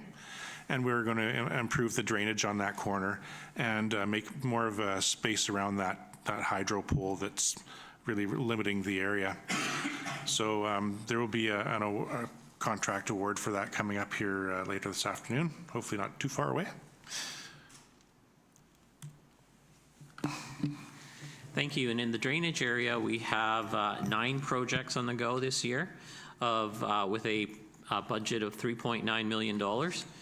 2 of those projects are currently complete. The second project is on the next slide. It's the Beach Creek East Crescent Culvert replacement. And then we have 6 projects which are in progress. We can just go back to the previous slide, that way we can see them. Thank you. And 1 project which I spoke to earlier, which hasn't been started, and that is the upsize to replace the pipe and ravine infill at Village Way, which was grant dependent. And so we will be bringing that forward in next year's budget, in the next budget process. Over to you, Oliver. Thank you. So the first one is the Bay Street Slope Stabilization Project. That one began last fall, and we ran out of weather, so we couldn't quite complete the upper portion, but we have now completed that. There's still a small bit of drainage that we want to make some improvements on, specifically going down the hill where we encountered quite a bit of seepage coming out of the embankment and forming ice on the shoulder when it was really cold. So we're going to try and intercept that and put it into the storm system that's now in the shoulder there.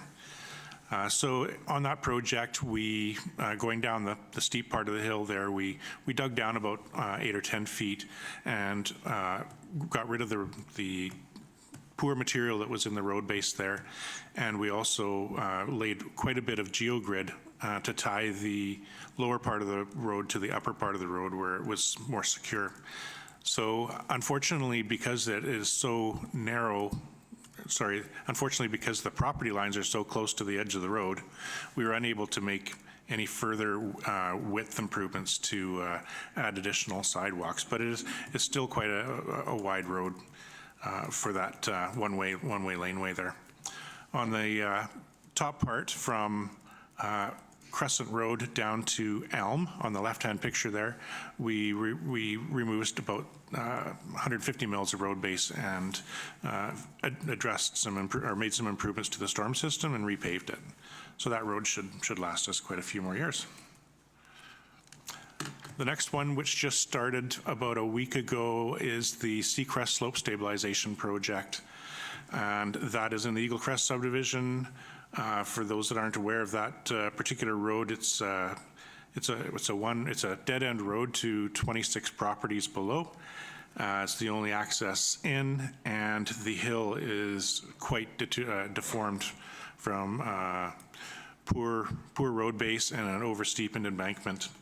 So we are going to be constructing a 60-meter long, 5-meter tall retaining wall on the lane below what you can see there, and then it'll slope up to a new new roadway for Seacrest Hill.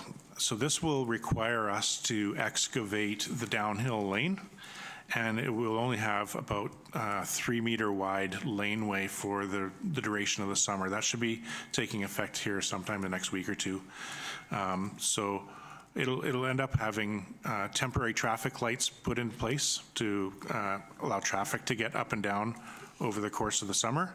Unfortunately, the traffic lights can't accommodate the pedestrians and cyclists, so unfortunately we're going to have to close that to the pedestrians and cyclists during the construction. Yeah. But that project should be, it has started, and the expectation is it'll be completed by November. The next project is a relining of the Hoy Lake Road West culvert at the entrance to the Grandin Creek Strata.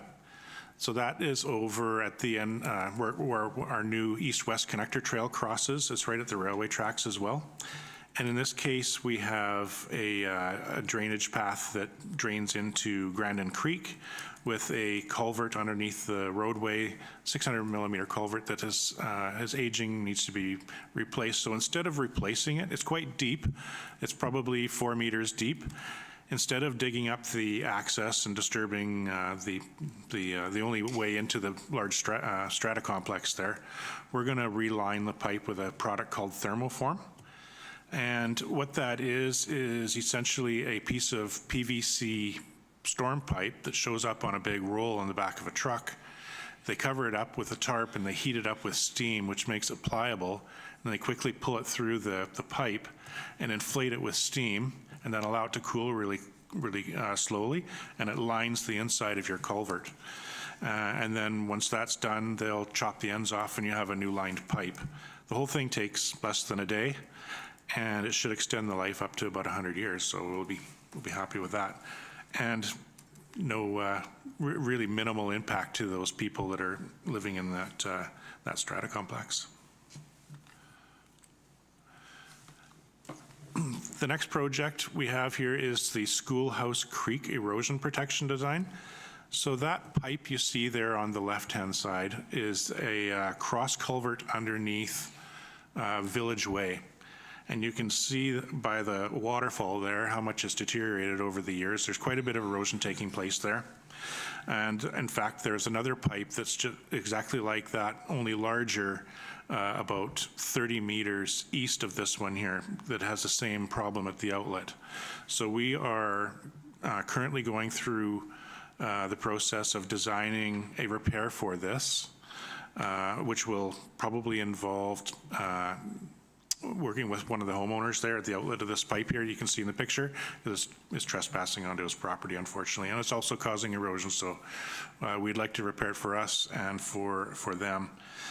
Furthermore, quite a bit of this silt ends up downstream at our new Beach Creek Culvert project and later at the golf course irrigations pond. So the more sediment that we can intercept at this particular location, the less we'll end up having in the very fishy creek downstream Beach Creek. Fortunately, this particular Schoolhouse Creek is not fish bearing, but Beach Creek certainly is.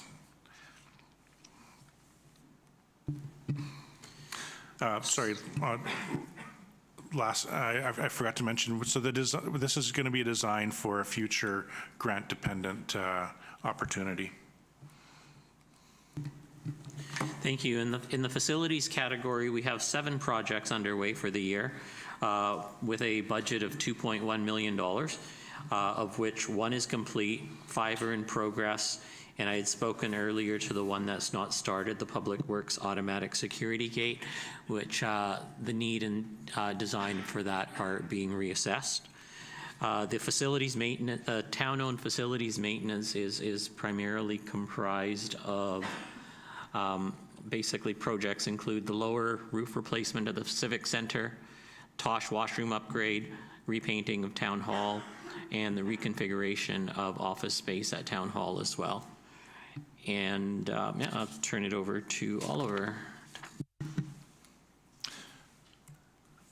Okay, so the first one in the facilities there is the construction of the washrooms at Satlam Park. So on the left-hand side of that image, you see an orange door. That is going to be the home of the future custodial closet.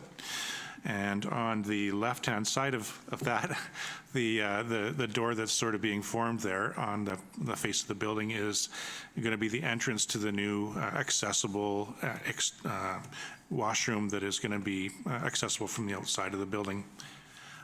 Within the arrangement we've got with the Salhacks group, they're going to be constructing a second washroom on the interior of the building, which is also accessible. They're also constructing a ramp to make it wheelchair accessible on the right-hand side of that photo. You can't see it behind the dumpster, but there will be a ramp going up the side of that building and through a new door into the side of the old lodge there for access during events for public use. So they are well underway in that construction. The seismic upgrades have been completed, or most of the seismic upgrades have been completed. The abatement is well underway and nearly complete. The electrical and plumbing is well underway, and they're expecting an opening in October of 2025. Thank you. And our next capital category is parks and trails. And we have 7 projects underway for the year with a current budget of $1.7 million. 3 of those projects are complete and 4 are in progress.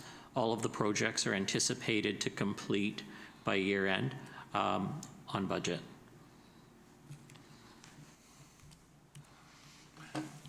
So this one we've touched on here a few times in this meeting in the skate park. It's been a tremendous success. The group that constructed it, New Line Skate Parks, did a fantastic job. They certainly knew what they were doing, and yeah, I saw at least 50 people there 2 weekends ago in the evening, and there was lots of room for the kids to be playing. They weren't crowded. It was fantastic. Next project is at the end of Judges Row.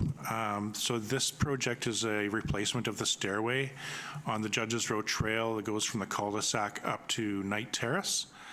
Those 2 flights of stairs are wooden stairs. They are in dire need of replacement, and we have a contractor lined up to do that in the middle of July. Should only take about 3 or 4 days to dismantle that and install a new set of aluminum stairs. The cost will be about $38,000 for that.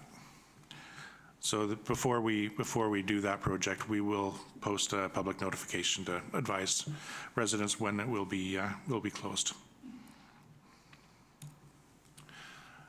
The next project is the cenotaph. So those residents who have been here for more than a few years may remember the cenotaph being positioned down on 19A at the roundabout. And when we constructed the roundabout, unfortunately, it had to be relocated. So some of the components that made up the cenotaph, including the commemorative plaque and the flagpole, were put into our inventory for safekeeping. And for this year, the council has, the town has made an arrangement with the Island Corridor Foundation. They've signed a lease for a 10 meter by 10 meter piece of land over at the corner of Railway Avenue and Railway Street and Memorial Ave, where the new cenotaph will be positioned. So in our budget this year, we've got $40,000 to come up with sort of a design build type of a setup for replacing that cenotaph, and we're working with the Legion on creating an RFP for that to go out. I'm hoping to have this completed by the end of October in preparation for the November 11th date. And I'll just touch on what we're looking for specifically in the RFP. So I'm hoping to put this out sometime very soon and close it so that we can review the options that come up at the September 18th regular meeting of council. So we have a budget for that of $40,000. We figure we could offer up 3 memorial benches for inclusion into the project at no cost. The Legion had a request that we include 2 flagpoles at the site, and that the historical plaque that we'd salvaged from 19A and Memorial Ave be incorporated into the site. The site, of course, must be safe for public use. And when we were talking to the Legion about how to make this sort of a low maintenance site, the idea of a slab came up, a concrete slab that had some sort of features or elements of representative of war or the Legion or Remembrance Day of some form. So to make it sort of unique and easy to keep maintained. Of course, the submission will require a diagram or rendering of the proposal.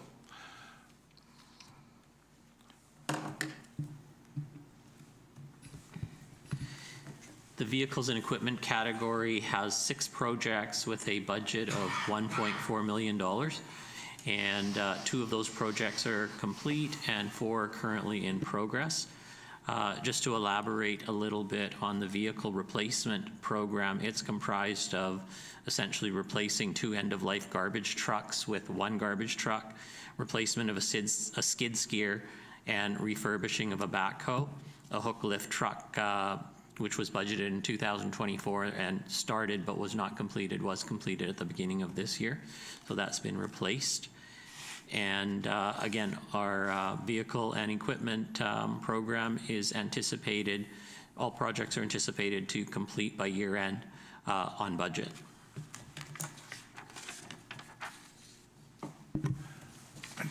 Just to give you a reminder of what Council's already approved here for this year, the Public Works fuel system that was included in our budget this year for $340,000. It actually came in just under 210, so we were pretty happy with that. It includes a 15,000-liter diesel tank along with a 5,000-liter split gasoline tank. The new system will improve our capacity for emergency preparedness. It's also portable in case we happen to relocate at some point in the future. The current system that we have are a pair of 4,500-liter gas and diesel tanks, and the pumps are in very tough shape. So the increased reliability is going to be nice for the crew. The contractor has already ordered the tank, and I'm anticipating this project to be done around the end of August. It shouldn't take too long once they arrive on site.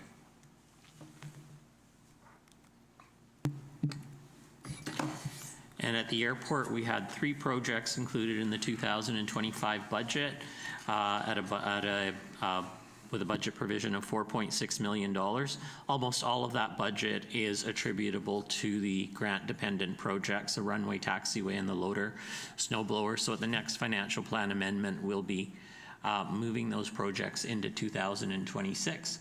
For council consideration, we will reapply for the grants in 2026 for those 2 projects. And the airport hangar washroom was a small project with a small $15,000 budget provision, and that is in progress.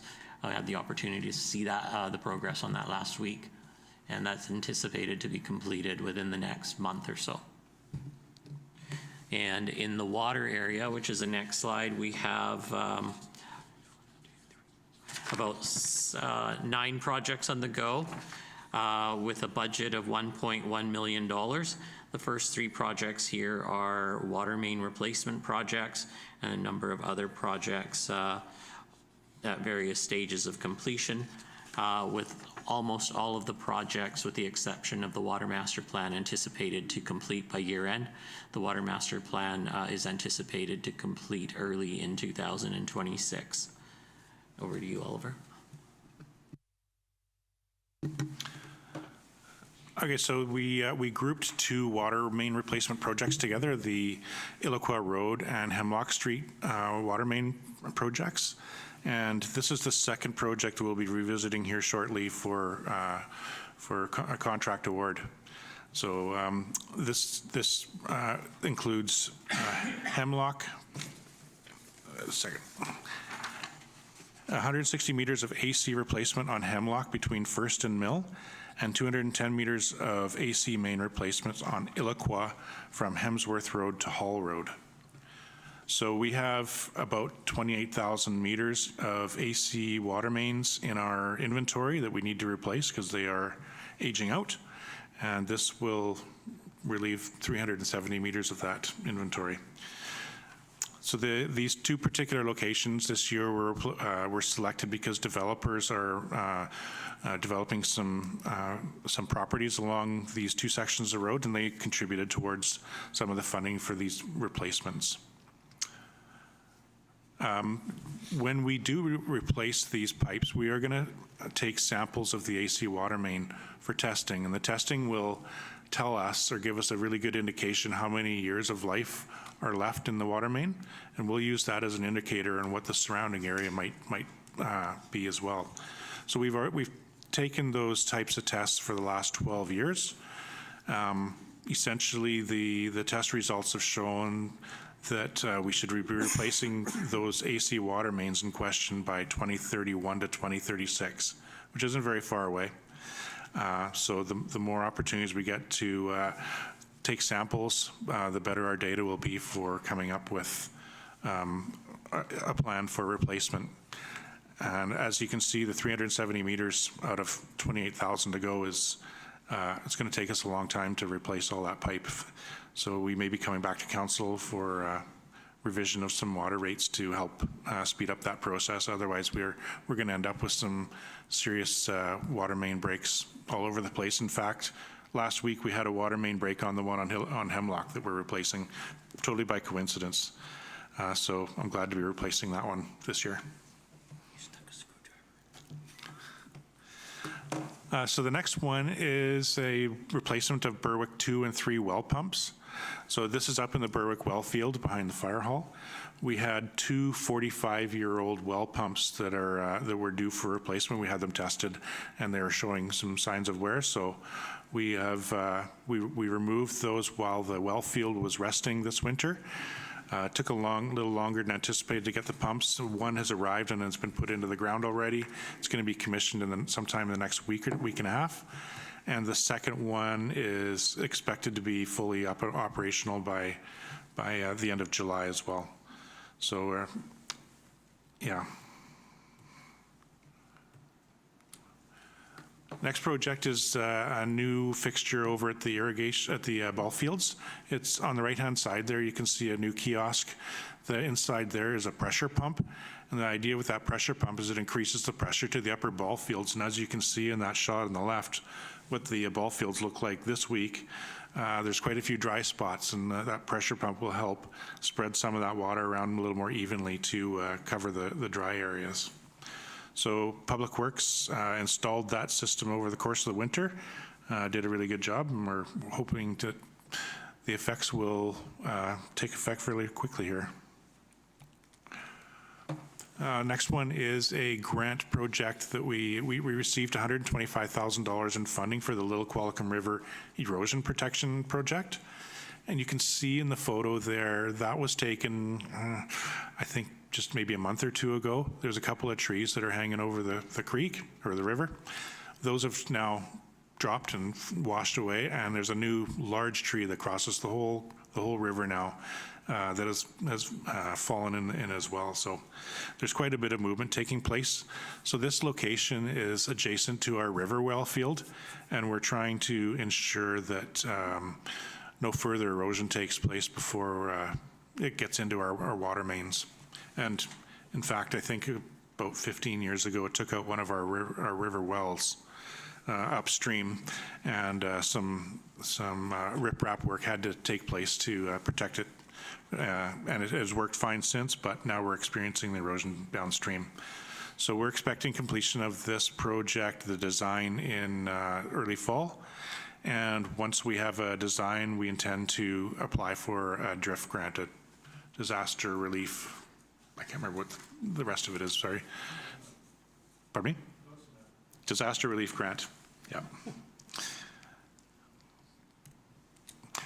Next one is actually a two-part project. So this one is a SCADA project, but it's in our financial plan for a SCADA and installation of a conduit between the Hemsworth Pump Station and the Village Way Reservoir. So I'll start with the SCADA assessment. So the SCADA, for those that aren't aware, is our system that manages our water system. This includes hardware and software components.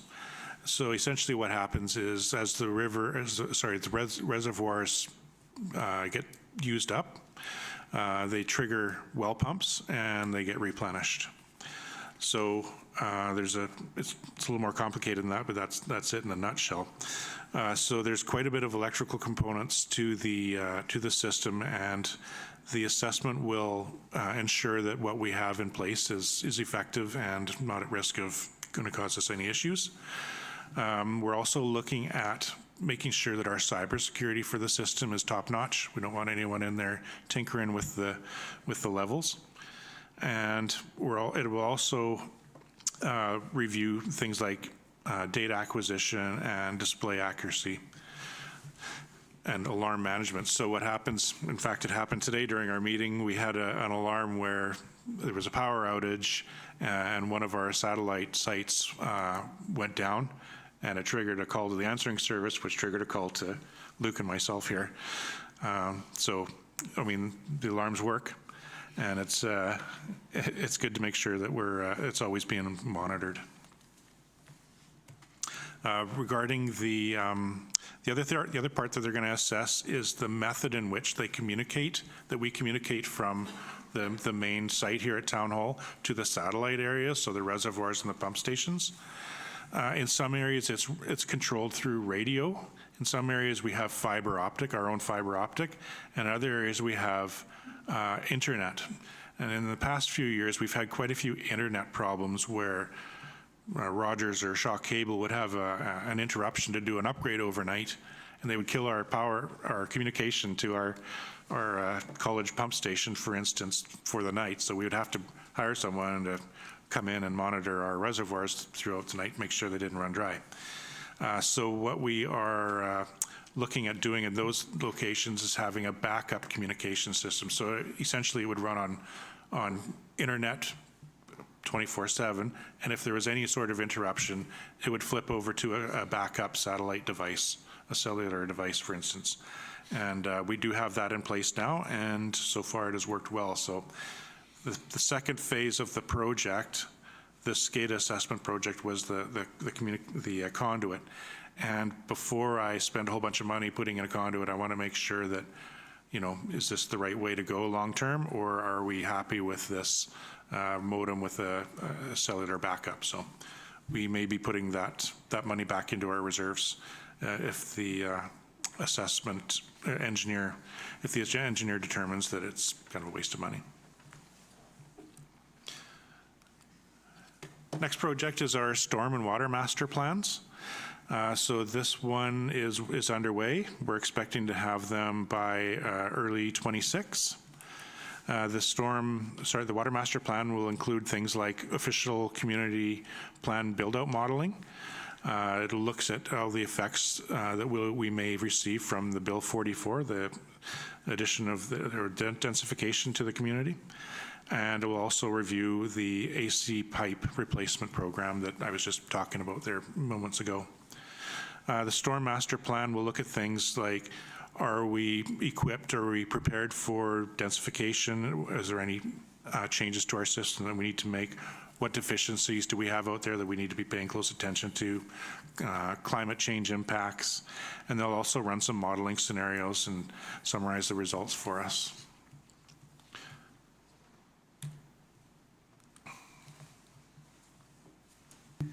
So in our sanitary sewer area, we have one project, the sewer trunk metering program, which is a multi-year project, and it has been commenced, and Oliver's got a slide to speak to that as well. So this is a two-part project. I'm just getting off the ground now. I'm not sure how far I'll get before the end of the year, but it's a two-part project. The first one is we pay quite a bit of money to the RDN for sewer treatment. And the first thing I want to do is make sure that what we are getting invoiced is accurate. And I say that because it's not like we just have a meter at the end of the pipe where we discharge into the RDN. It's a little more complex than that, because there are areas that the RDN pump into the interceptor. And as you know, the interceptor is RDN. There's a meter down farther at the interceptor at Johnston Road, but you know, the Surfside subdivision gets pumped into the interceptor, so they have to deduct whatever effluent they discharge. There's also part of the Chartwell subdivision that goes through the sandpiper area and comes out after the Johnson Road meter. And then there's also an area inside near Johnson Road itself that goes through our meter. So I just want to make sure that that is all kosher before I move on with that project. And I'm expecting the results of that billing in the next week. So if I'm happy with that, I will move on to the second phase, which is trying to identify locations where we're having inflow and infiltration. And if you don't know what that is, that's where in some areas, for instance, the gutter leads are intentionally or inadvertently tied into the sewer system. And all of that fresh water is going down our sewer system, and we're getting charged for it at the meter before it goes into French Creek. So it's in our best interest to try and cut those off. And there's also areas where there's, fractures in the sanitary sewer system where groundwater is seeping into the main. So I'm trying to find a way to minimize those cost impacts to the town. That's what the whole purpose of the project is. I think that's it. And this final slide is a recap of the capital program again. Just to repeat what I had said earlier, we have 7 categories of projects ranging from transportation infrastructure, drainage, facilities, parks and trails, vehicles and equipment, airport, and water and sewer infrastructure. We have a total of 48 projects on the go. With a budget of $16.3 million. If we were to take out those which were grant dependent, we'd have 45 projects with a budget of 11.4. So we reduce our budget by about 25%. Those airport projects were fairly high valued projects. Year-to-date spending as of last week was about $2.1 million. What we need to keep in mind is our budget wasn't approved until March, so we really only got going on these projects in April. So it's quite a big accomplishment there. Also, this is no small feat for a municipality our size, and perhaps Mr. Manson will want to comment on the number of projects and the size of budget we have on the go for our municipality, just for council's information. Mr. Manson. Thank you. As you're aware, I haven't been here for very long. This capital program was well underway in the planning stages when I got here, so I guess I'm sharing with you my observations based on my experience in my career working in other areas, smaller and larger than the town. And I think my first observation is probably the obvious one. That is a lot of projects for a small community of 10,000 odd population.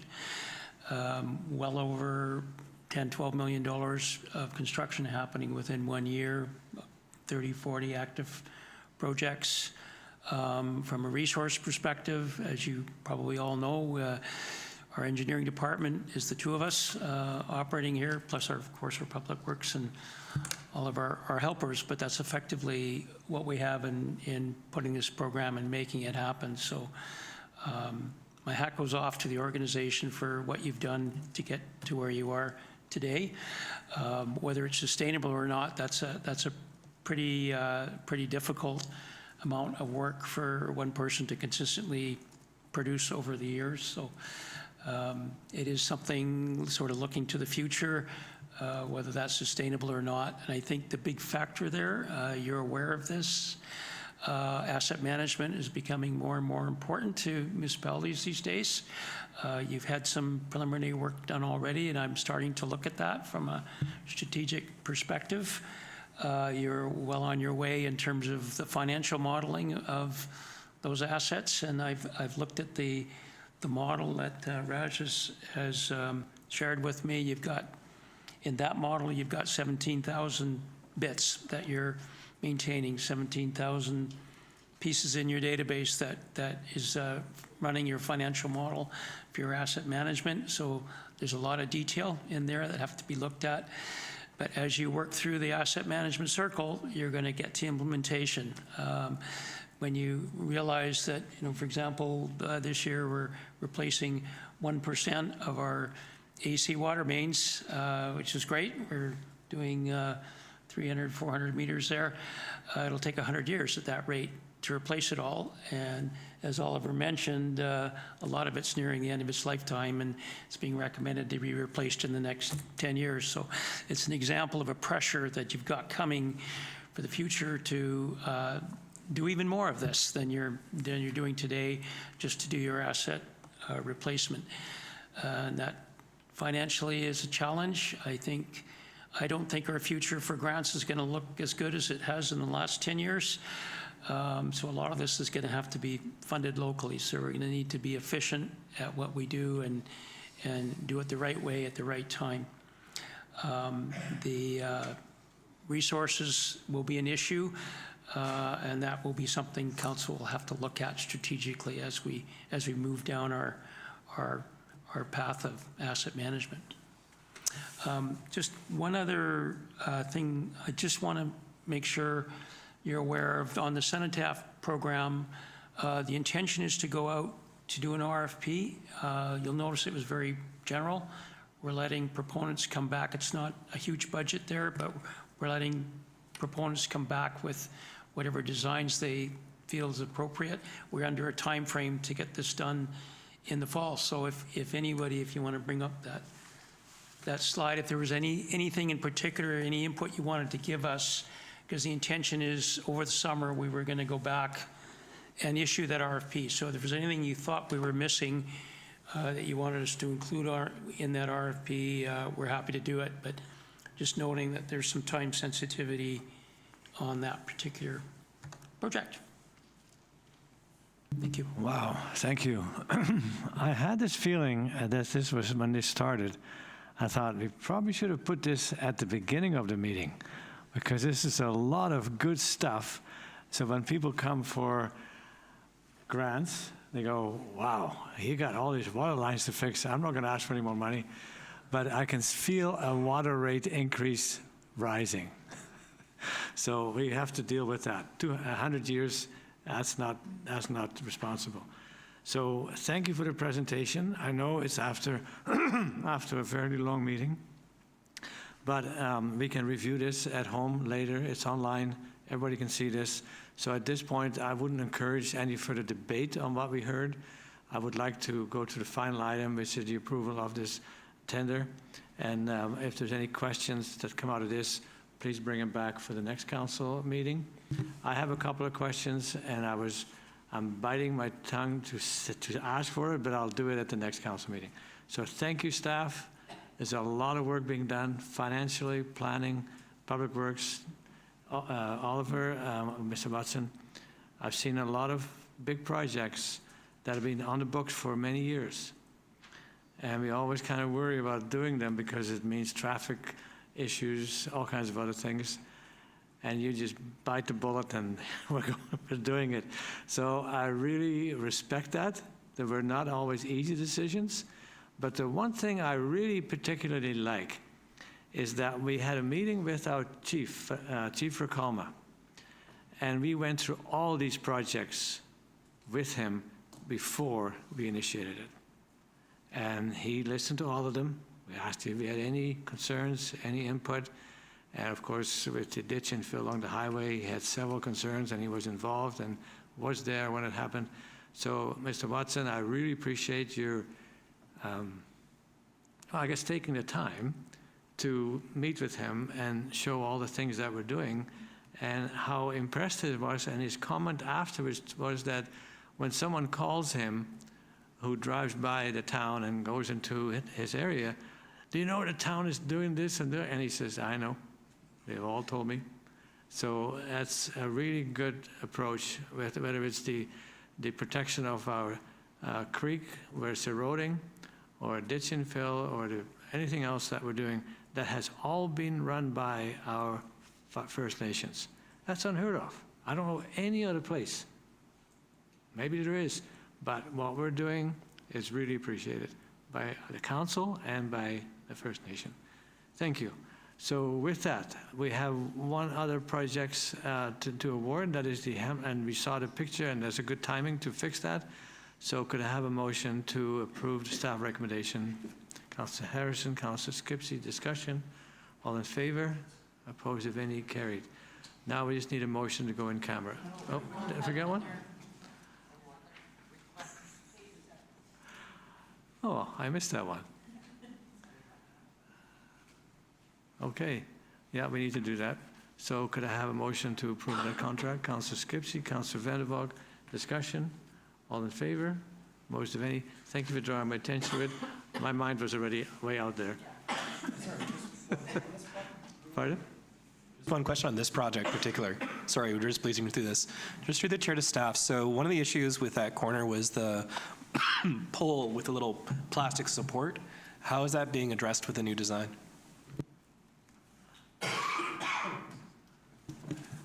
Well, the pole is going to stay, and the guide wire will need to stay, but the sidewalk will be quite a bit wider around it. There'll be lots of room for a wheelchair to get around. Okay, very good. Okay, so have we voted on that, Ms. Svensson? I'm just trying to, did we vote on this last one? Okay. Okay, good. So now we just need a motion to close. Councillor Young, Councillor Vander. Any discussion on that? All in favor? Opposed? Motion carries unanimously. And so we are now in a closed session, but thank you for sticking this out. You learned a lot about what's going on above and underground in Qualicum Beach. Thank you.